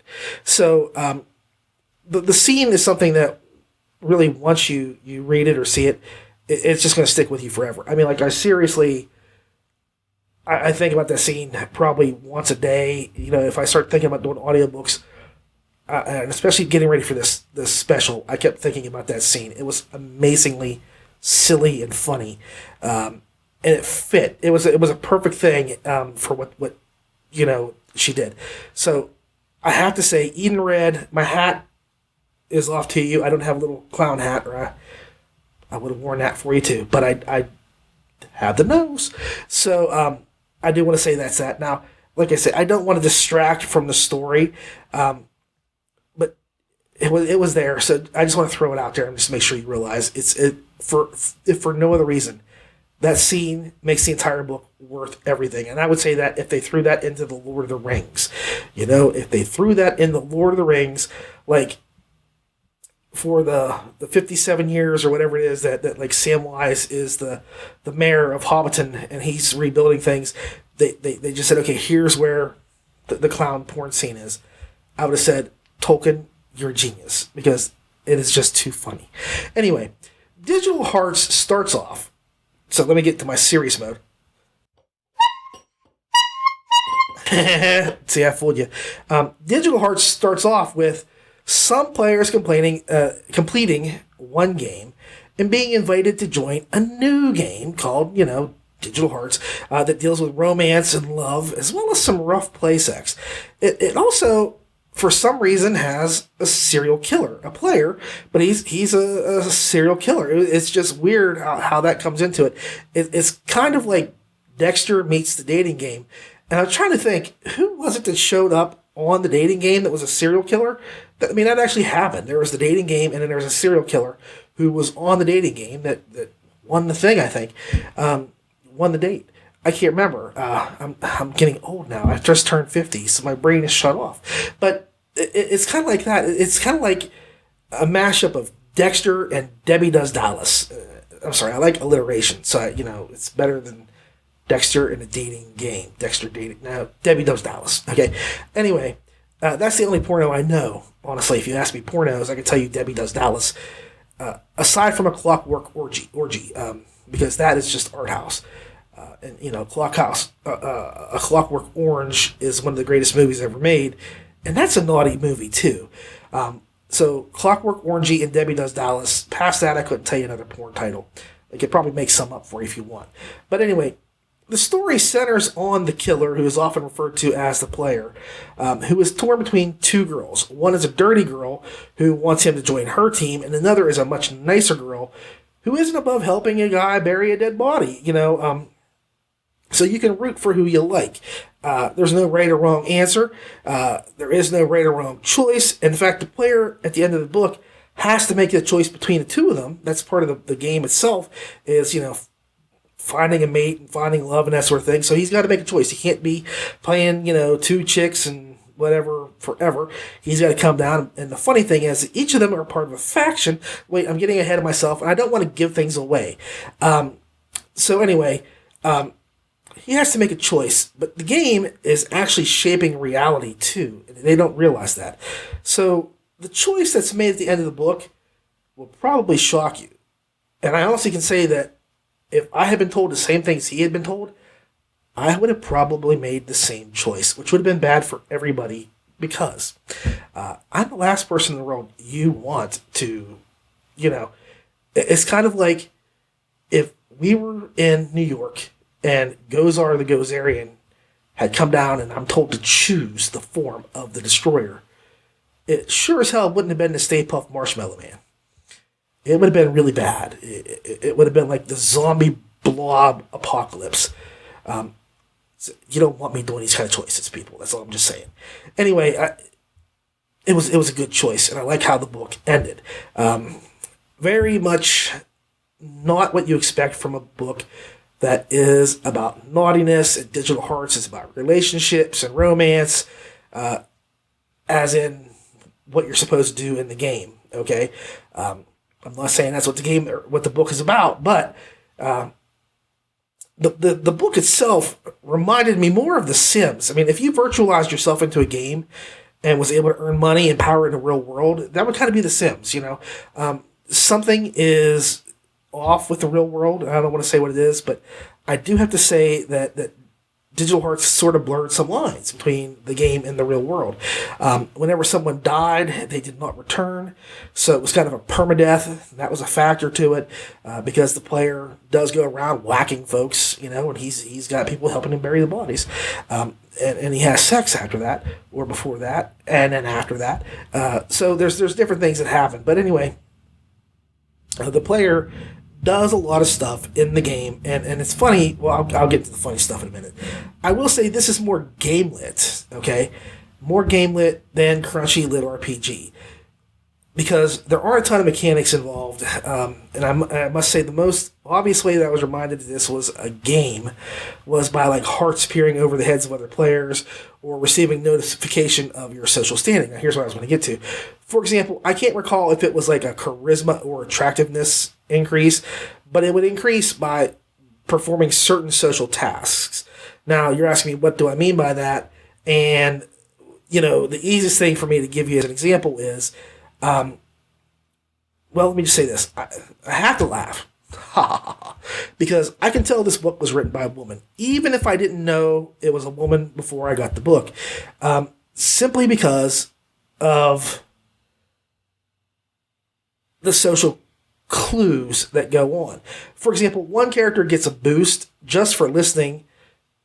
That's right, just for listening, which is something that few men ever caught on to.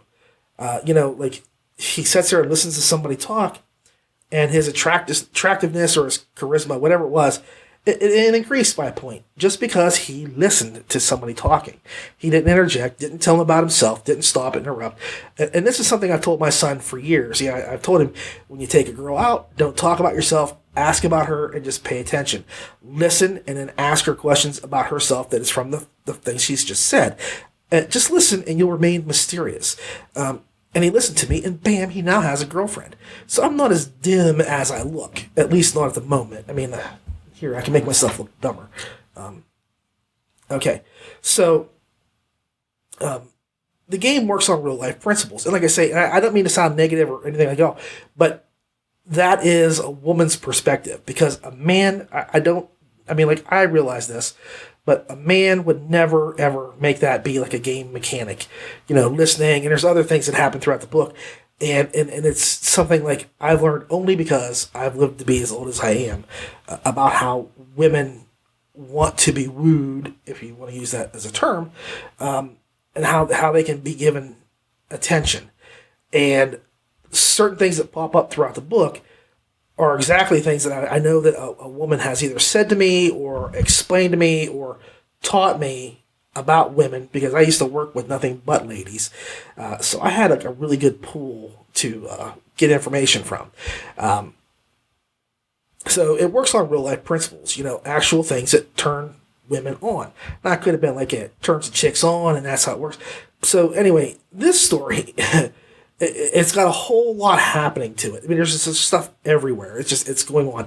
And it kind of works out to be like the brainchild of like Lynch, Barker, Lovecraft, Cronenberg, and is a weird, wild amalgamation that comes up with a nice twist ending. The sex scenes, I have to say, are really solid. Okay, I'm just putting it out there. And while I usually jest about the clown stuff a little, it was intriguing and maybe a little arousing. So if you're interested in some down and dirty sex, this is certainly an aspect of the book that will suck you in. No pun intended. She gets pretty graphic, and so, like I say, if I had to give it a meter, it's 9/10 erect. This is erect. That's not. So it's right about here, because it's pretty graphic in its description and details. And I'm just talking about going from here onto this up. So maybe 90% up. Is that better? I'm not trying to be naughty, but it's very, very. If you're looking for graphic content, it's there. It's there. So if you're looking for that all unto itself, it's there. If you're looking for game action, it's there, especially at the beginning of the book where they're in the other game. It's there. And then, you have the other stuff, which kind of trims back a little bit on the gaming things. Now, and I'm not trying to downplay it at all, but it didn't seem like it was crunchy. And again, I don't need a crunch for me to be satisfied. I just need like a little sprinkle of sugar, and I'm happy. Like I said, just seeing the digital hearts go off and getting the messages and things like that, that's enough to let me know that there's a game being played, they're in a game, and that's it. So it works. It works for me a lot in that aspect. But it's just not a crunchy book. And if you're looking for crunch, you probably won't enjoy this as much as I did. But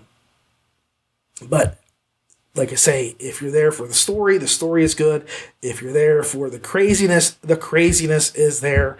Like I said, this is just a mashup of so many things. Like I said, it's like David Cronenberg and Lynch, Cronenberg, Lynch, Clive Barker, H.P. Lovecraft. All these people's craziness is kind of just dropped into this book throughout the thing, and then it's kind of sprinkled with like a Penthouse or hustler mentality.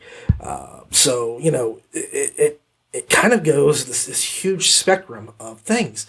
So it's got something for everybody. It really does. Now, something for everybody, that would lead me into talking about Annalise Rennie, who narrates the story with some sauce and spice and a wink. She tackles this material like a linebacker on steroids and gives it everything she has. The fact that she did the clown scene so well without turning it into a slapstick, which it very easily could have devolved into, it shows her professionalism and how well she knows how to handle material. Plus, her deep, sexy voice. Oh my God, it's just sexy as all hell. When she starts talking, you're like, yeah, baby. Yeah. Oh, I'm sorry. I'm not trying to sound. Okay. I'm married, just so you know. But yeah, she's got a sexy voice when she needs to do it. Hell, I could get one of, I think that she could go onto one of those old Howard 100 shows, like Tissue Time with Heidi, whoever it was, which I have never heard, by the way. I don't have satellite radio, so I've never heard Tissue Time, but I know what it's about. I've heard it talked about. But she could pull off Tissue Time, I think. And I mean that as a compliment. I think that she can do just about anything. She can be serious and silly and sexy. And she does all of that in one book. And she does it pretty damn flawlessly. Like I said, she comes at this like she is on the back 90 running down all the way to the 10-yard line on the opposing team. And she takes out all the special teams people and just ganks the ball carrier. Just knocks him the hell out. Because she hits this like she is targeted, with a laser pointer on how to do this. She is really good with this. And I want to just do this for a second. Okay, I'm going to take this off just so I can be serious. So, in all seriousness, Annalise Rennie really makes this book work. I'm not saying this. I'm not trying to say the book wouldn't work without her, but I mean, she really, really pulls this up and keeps it all cohesive. Because I think another narrator, and we have narrators out there that are good, but I can't say every narrator could pull off what she did. So she really crushes this. My final score is 8 stars. I think that it's good. It's got a good twist. It's definitely got the sex to it. So if you're looking for sex, it's there. It's got the funny, which I enjoy, the funny, the silly. Anything that just kind of goes, we're not going to do this the normal way, makes me smile. And this book did that with me, with the clown scene. That scene alone just made it well worth everything else in that book. And it's not that long. It's just a really brief little shocking scene. And like I say, I'm not trying to say that's all this book is about, but it just shows me how smart and how well written Eden Red actually is, because there was no need to put that into the story. She could have done anything else, but she chose to take a chance and put something silly in there during a very serious moment. I mean, extremely serious. I mean, this is there is layers of danger when this is happening. And I really give her kudos, which I've been saying that a lot lately, but I give her kudos because I think that she did this really smartly, and Annalise Rennie played it out perfectly. So my final score is 8 stars. I think that there was a couple little kinks and clacks here or there, story-wise, that I think kind of slowed it up a little bit. But nothing horrible, like I say. So I'm going to say 8 stars. It was a really good, enjoyable book, and I do recommend it to other people. Okay. Honey, I miss you a lot, and I think you are hot. Baby, won't you please come home? Oh. I'm sorry, I didn't realize I was recording already. So let me just put that down, and maybe we can get started with the show, shall we? This is going to be a Spotlight. That's right. This is a Sound Booth Spotlight. One of 2 on the show. One of 2. This is going to be basically a focus on Supers X Heroes number 3. What? A game-lit space opera. Written by Jamie Hawk. Narrated by the SBT Naughty staff, or I should say the burlesque people, with Justin Thomas James, the smoothest mofo around, Jeff Hayes, Yvonne Sin, and Carly Crawford. With a book length of 5 hours and 20 minutes. Started, but Charm put a finger to my lips. Shimmer? Charm said, holding up the glass of water. You're new here, kind of. I just wanted to get you used to the way we do things. Is that normal? Not at all. But it works, for us. We haven't all discussed this, Twitch said to the new gal. I'm not really sure what she's even going on about. You'll fit in fine. Can everyone please hush and let me get this going before our enemies arrive and we have to go kill them all?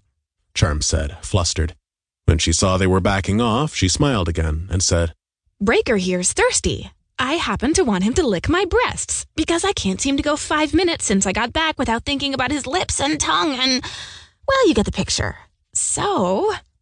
She started to undo her top, reaching behind to unzip and then pull it down in spite of the grunts of confusion from the other ladies.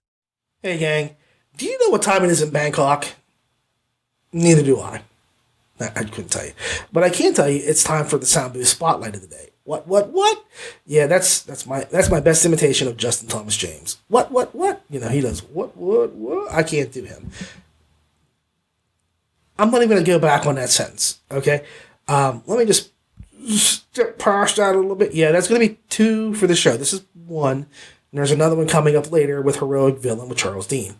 I know, I try to space them out, but damn if SBT don't bring the sexy out so often, I didn't have a choice. I really didn't have a chance. I mean, I've got so many SBT books that I could have put in here. It has the sexy going on. I mean, just the fact they got Annie Ellicott and Laurie Catherine Winkle. Just putting those people in a book alone is sexy. So I'm going to just skip past that before I get myself in trouble with my wife. I'm just trying to tell her certain things. And here I am talking about two hot ladies who know how to narrate a story. Anyway, back on business. I have to say I'm really enjoying this series a lot. And I think that it's gotten better in book 3. I think the last book we were missing Charm for way too much of the story. And Charm is one of the characters who holds the book together for me. She is the harem core. She picks up the story. The story picks up right where we left off with Breaker and his team trying to get to a location that will not only impede their enemy, but it will help them in the long run. But when they get there, things don't work out as planned, and not everybody makes it out alive. So it's not one of those things that you just kind of see this is going to come and do things. It happens pretty quickly, and it's just pow, pow, pow. You don't know it's happening until it's over. So, yeah, there are people who die. I'm not going to say who they are or how important they are to the story, but people don't make it, and it does cause problems. Now, this is one of those books that somehow, rather smartly, and again, I have to say, if you're talking to me about, like, my rating system of, limp to here, this is one of those books that's pretty much right here. I mean, it's a 9 or 9.5 out of 10 on the score here, because it makes sex integral to the plot, which is not easy to do. I mean, really, if you think about it, how do you make somebody having to have sex every so often necessary for a story?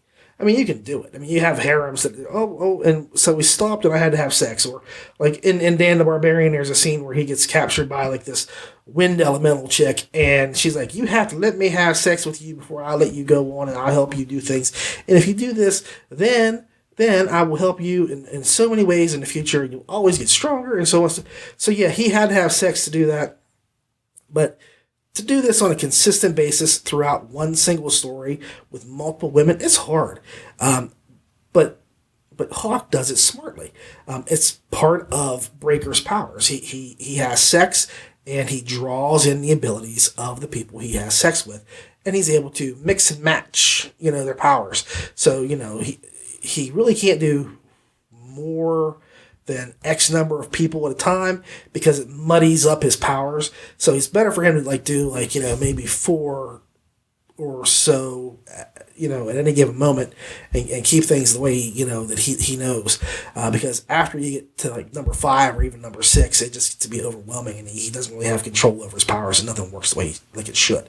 So it's pretty necessary to the plot that sex occurs. So if the sex occurs pretty frequently, it better be damn hot sex. And I have to say, it is. It's pretty much there. It is a solid, sexy story, and you get out of it what you expect, okay? Most harem books simply include sex as part of the staff, but like I say, Breaker, he's got reasons he has to do it. The sex is fairly graphic in depiction, but not off-putting. And I will say that Book 1, in certain ways, seemed a bit harsher, especially concerning a certain heavy metal chick who only wanted her sex given to her one way. In this book, the sex has become a little something more. It has more depth and emotion to it, and so it actually elevates above being above the porn type event. And I think Breaker needs a big mustache like this. I think he needs a porn stash, Even if I was doing porn, I wouldn't have a mustache like this. It's just in the way. I just don't know how people wear big, thick beards and mustaches. Charles Dean gets on me about my grandpa beard, but honestly, my beard it's under control. It's tamed. It's under control, but it will attack if necessary. This is just too much. I think this is too much. So like I say, I'm getting old and it don't look good like this, so I'll keep it trimmed up from this point forth. But the sex here is actually gaining emotion and gravitas. so that it kind of goes above being just a standard porno type or graphic sex type story. Breaker and his ladies all care for one another, as most harem characters should.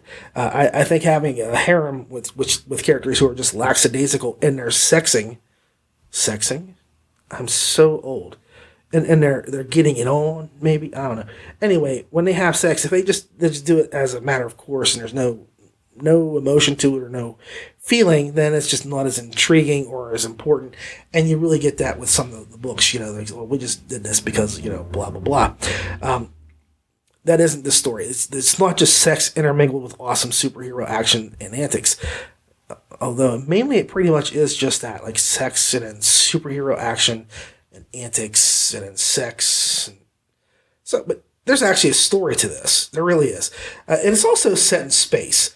So if I think about it for just a second, I have to say it's kind of as if Peter Quill was getting it on with Gamora, Nebula, and Mantis, sans Rocket, Groot, and Drax.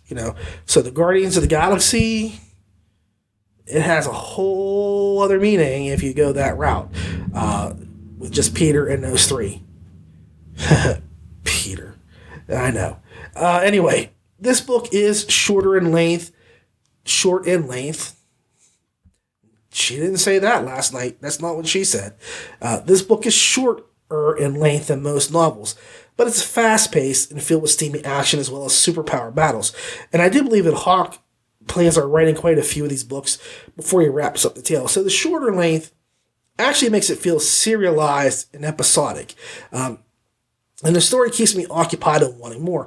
So I'm all for that. I mean, I have no problem with it being short blurbs. I'm actually getting into a point now where 9, 7, 5-hour books in that range frequency really appeal to me a lot because I've got this to do and I have a life, and having a 14 or 24-hour book, sometimes I used to be like, oh man, I just love these things. But that's before I did all this other stuff. I have so much happening now that a book that takes me over 10 hours to listen to or 14 hours, it can be a little bit daunting, and I have to really force myself to stretch into it.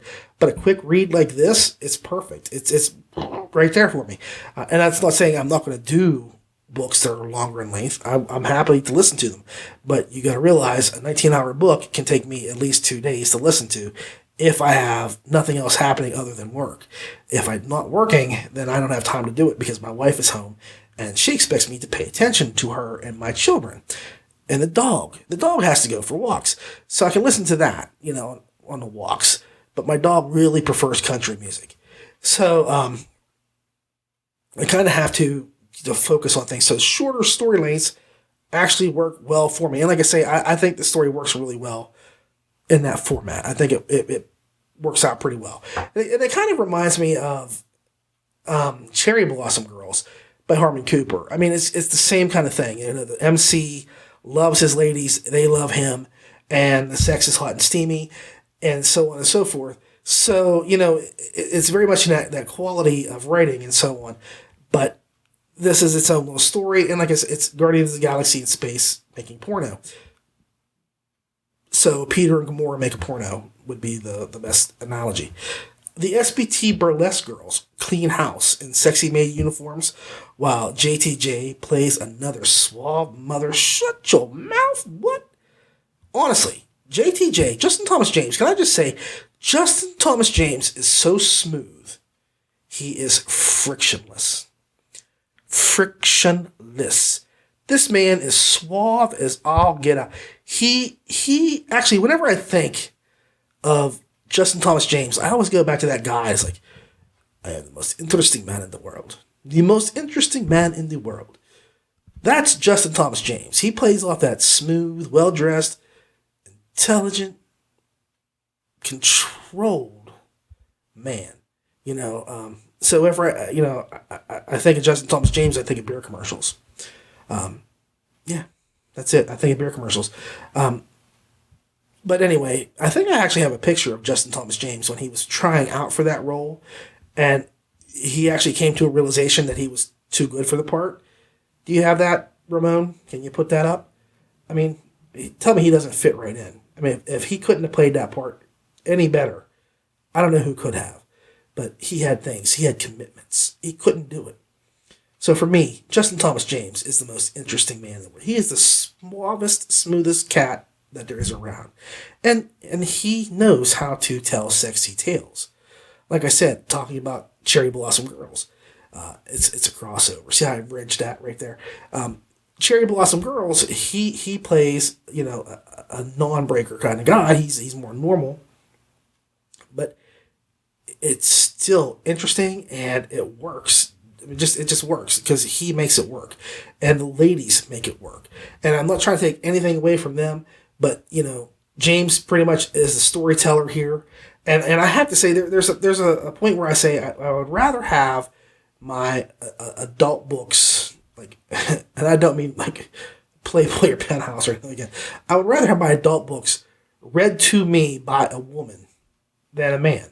But Justin Thomas James is one of those people that I don't even notice that he's narrating naughty parts. I don't mean he reads naughty bits. I mean he narrates sections of a book that contain graphic adult subjects. Okay? Because I just lost my train of thought because just thinking about him reading some of these naughty bits. Anyway, him reading those things to me, usually I would say it throws me off because just having some dude randomly tell me stories about his sex life does not do things for me. But he is so smooth. It never even clicks in my head what he's doing. It really doesn't. It just does not come into play. Whereas I've read other books, or I should say listened to other books with that sort of subject, and I just always kind of get kicked in the head and kind of put off with the storytelling because it's a guy reading me the story. So, he may play the naive hero to a T, but it's the gals that make you believe Breaker has it going on. Like I say, the ladies tease and titillate. Yes, I like that word today. They titillate with their voices to a point that is just not fair. Okay, just not fair. But you believe there's a medical condition. I think after you listen to this book, there's a medical condition. It's what's it? Indigo nuts.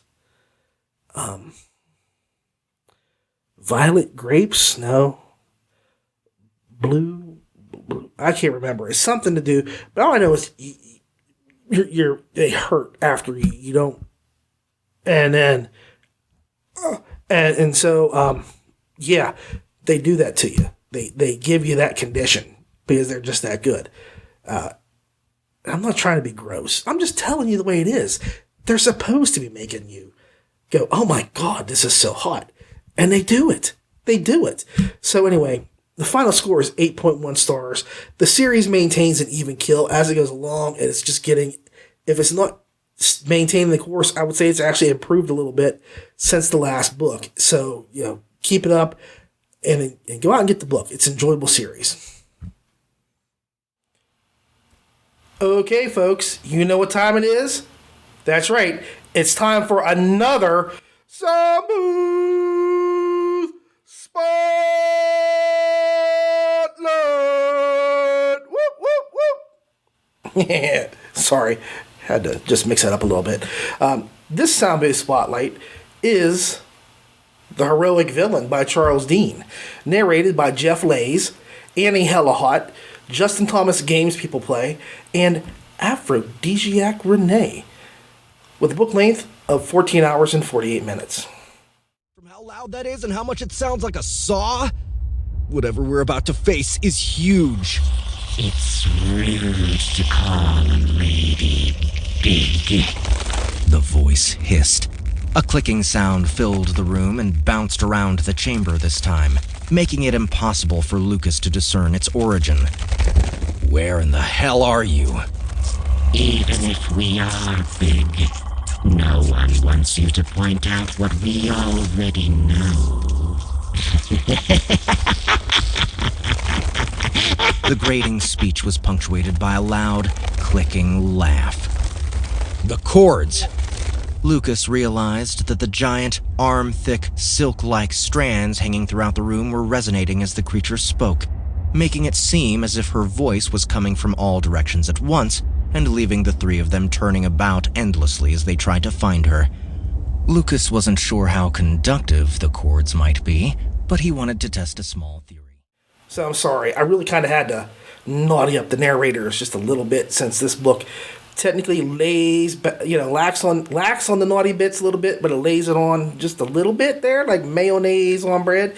It's there, but it's not all that, because he does have some naughty sections, but it doesn't go deep into it. So I do want to say, first of all, this was Jeff Hayes, Justin Thomas James, Annie Ellicott, and Annalise Rennie, which is an amazing, can I just say that, an amazing crew of people to get together. It just blows my mind that they're all together in this. With the special guest appearance by Annalise Rennie. I never thought I would see that in Sound Booth. I was surprised to hear that Andrea Parsnow was doing something like that. So this was just as surprising and shocking and just mind-boggling blowing. I'm going to include this in the show for a couple of reasons.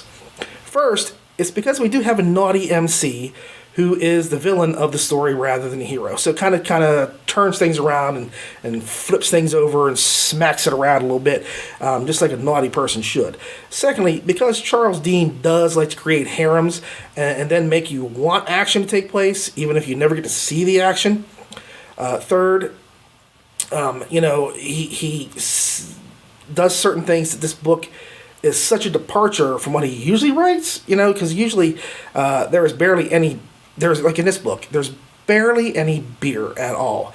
And there is one section where there's a beer talked about or popped and drank.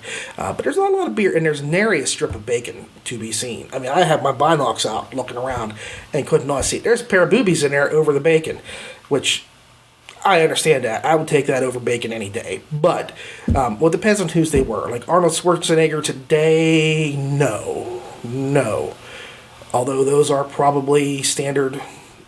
Well, you understand. But anyway, nary a strip of bacon. So, like I said, there is a sultry bathtub scene that is nicely descriptive, but don't really go looking for other types of naughtiness. I'm including this here just because he does have harem stuff.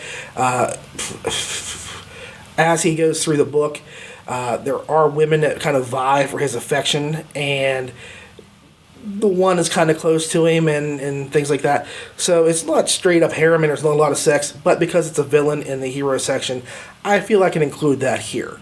Now, the book is clever and smartly written. Yes, who would have thought? Smartly written, and it centers on a lonely guy mourning a loss and trying to just spend his days drifting about in a game world, doing nothing but drinking wine and eating cheese, until he learns that the game he does nothing in but loves dearly is going to be shut down. Now, any other player would just kind of move on and go to a new game, but not the MC, Lucas. Lucas has very special reasons, which I really probably shouldn't give away, for not wanting to see this particular game world die off, and it's because of a very, very special NPC, who's really not an NPC, it's a dev playing an NPC, but he doesn't know that, and so on. So either way, he ends up pairing up with this dev to figure out a new way to draw the players back into the game without any new content being developed. And it's kind of like, we don't really want to have to put any work into this, so let's just get this on our own and see if we can't bring players in, or otherwise the game's done. So Dean is pretty slick in the way that he handles a few things in the book. For example, negative levels. The way he does that, because Lucas is known as negative, because he's died so many times and lost so much XP, he actually goes into negative numbers. He's at like negative 79 when the book starts. And there are things that he discovers after the fact that kind of gives him a cheat that no one else has ever discovered, because who in the hell lets their player die enough that they lose negative 79 levels? You die and then you go back and rebuild where you're at. Most people, because he's a loner and he gets killed by people periodically and has things happen, he just runs with it and deals with it. He really doesn't care what his level is. Does not care. So his uncaring attitude about the game and everything up until that point actually plays in his favor. So it's pretty smart. And as always, he has Lucas do things that you wouldn't think an MC lead should do. For example, he portrays a party right off the bat. I mean, I don't try to give anything away, but it kind of goes into the story itself. So he does that. And he always creates characters that titillate. I titter as I titillate. But anyway, he titillates the reader. But for me, the BDSM mercenary was my favorite. Bonnie. That's her name. I loved her. If I had to pick a favorite, then she would be it. But there's always the sympathetic girl that he uses kind of in a way. And this is played by his game-changing accomplice, who is more than she seems and closer than he realizes. Now, I especially enjoyed a few things about the book, such as the fat spider. Now, you know, I love spiders. They're something I really enjoy. I like the spider tales.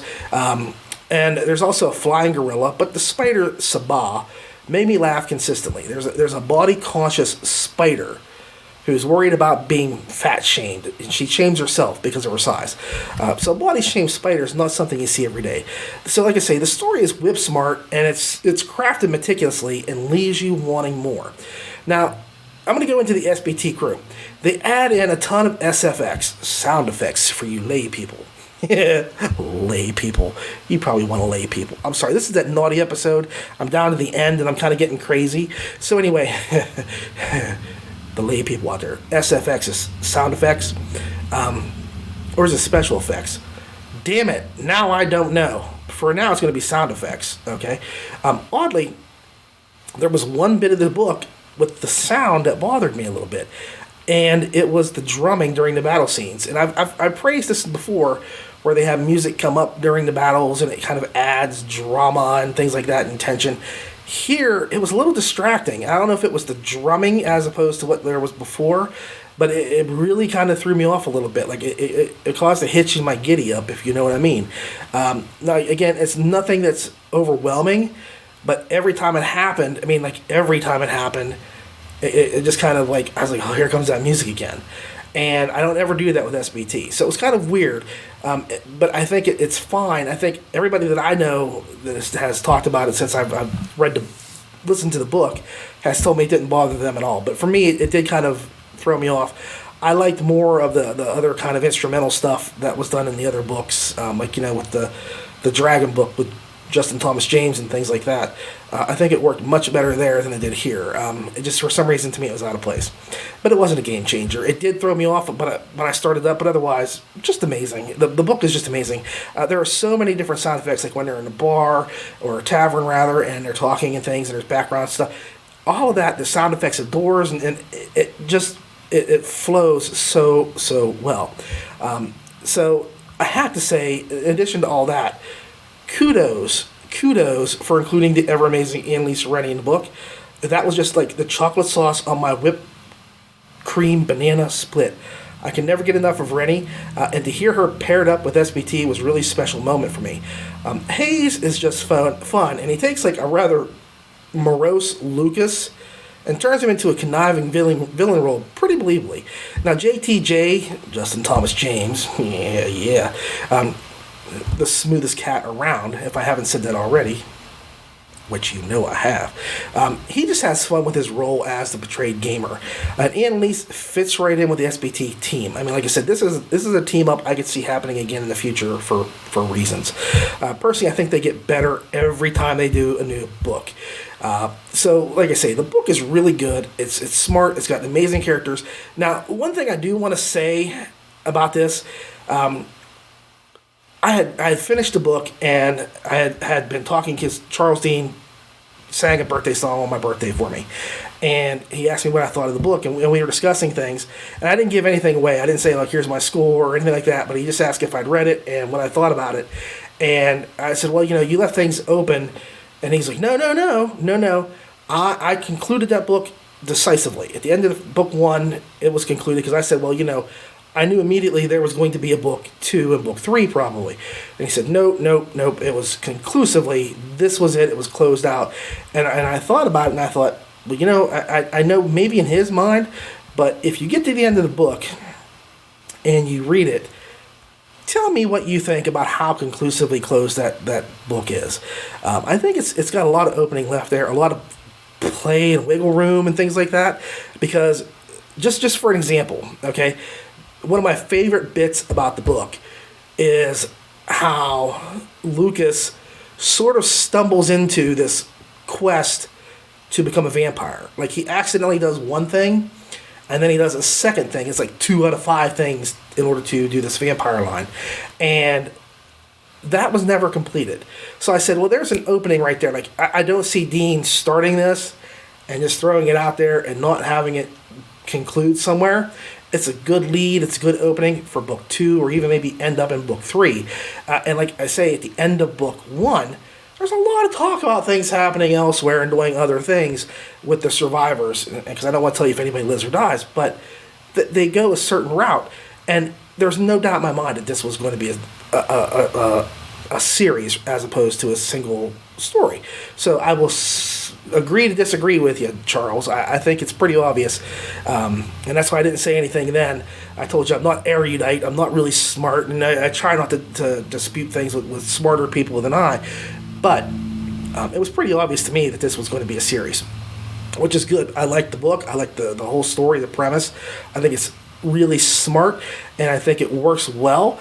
And I think there's too much stuff left unanswered at the end of that book for it to have not been planned just a little bit in the back of your mind.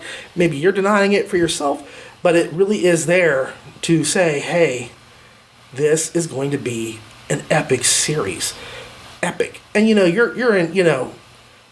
you're in competition with like War Eternus. So you've got to do things. You got to keep going. And this is a good way to have like another series running at the same time.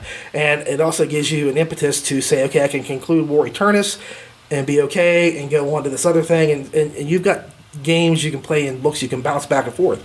Kind of like Dave Wilmarth, what he did with like Greystone Guild and like the Land of the Undying. Because, the Land of the Undying came out as Greystone was still going on. Now he has Greystone gone, but he has Land of the Undying as an addition to the Shadow Sun Survival series. So, he's got himself a plan. He's got books staggered, and you're doing the same thing. You can't fool me. But anyway, that's neither here nor there. What I will say is the final score is 8.6 stars. I think it was a really amazing book. It's super awesome with great surprises, both story-wise and in the narration. Like I said, I hadn't even paid attention that Annalise was in the story, and when I heard her, I was like, that sounds like Annalise. And then when I was getting ready to get this done, I was like, I knew I was right. That was her. So like I say, I put the book together, and the thing say when you look through, it's going to say, here's who did what. I was like, there's Annalise Rennie right there. So can't fool me. I heard her, and that's it. So 8.6 stars. Go out and get it. It's a really good book. It's a smart book, and it's going to be an amazing series if the first book is any indication. Hoo-wee. Now, that was something. I don't know about you all, but I sure think I need a cigarette and a drink after all that. I was hoping to do like 11 reviews, but I know the show is pretty much long enough. That's what she said. Anyway, I hope you all had fun with these bad boys and gals of the Game Lit community. So hold on. Okay. As Mr. Rogers is wont to say, thank you very much for watching, everybody. I do appreciate you taking the time to watch or listen to the show. If you want to support us, you can like the LitRPG Audiobook Podcast Facebook page or the YouTube page, or just share and like the video. Please, as always, leave comments or suggestions in the section below. I do listen, as this show was requested by some of the listeners. And so feel free to tell me whatever you want, and maybe I'll be able to fulfill your fondest fantasy. I know this is naughty special, but I have to draw the line somewhere. I is a married man, but if it can be done with the show, I'll probably do it for you. So feel free to tell me whatever you want or make a request. We still have the Dungeon special coming soon, so just remember, I enjoy the feedback a lot. I like interacting with everybody. And again, you can always follow us on Facebook or Twitter, YouTube, iTunes, Google Play, or Stitcher. We're all over the place. We are like eczema everywhere. So just remember, everybody, This is the show that you go to for audiobook reviews. I'm Ray. Keep listening.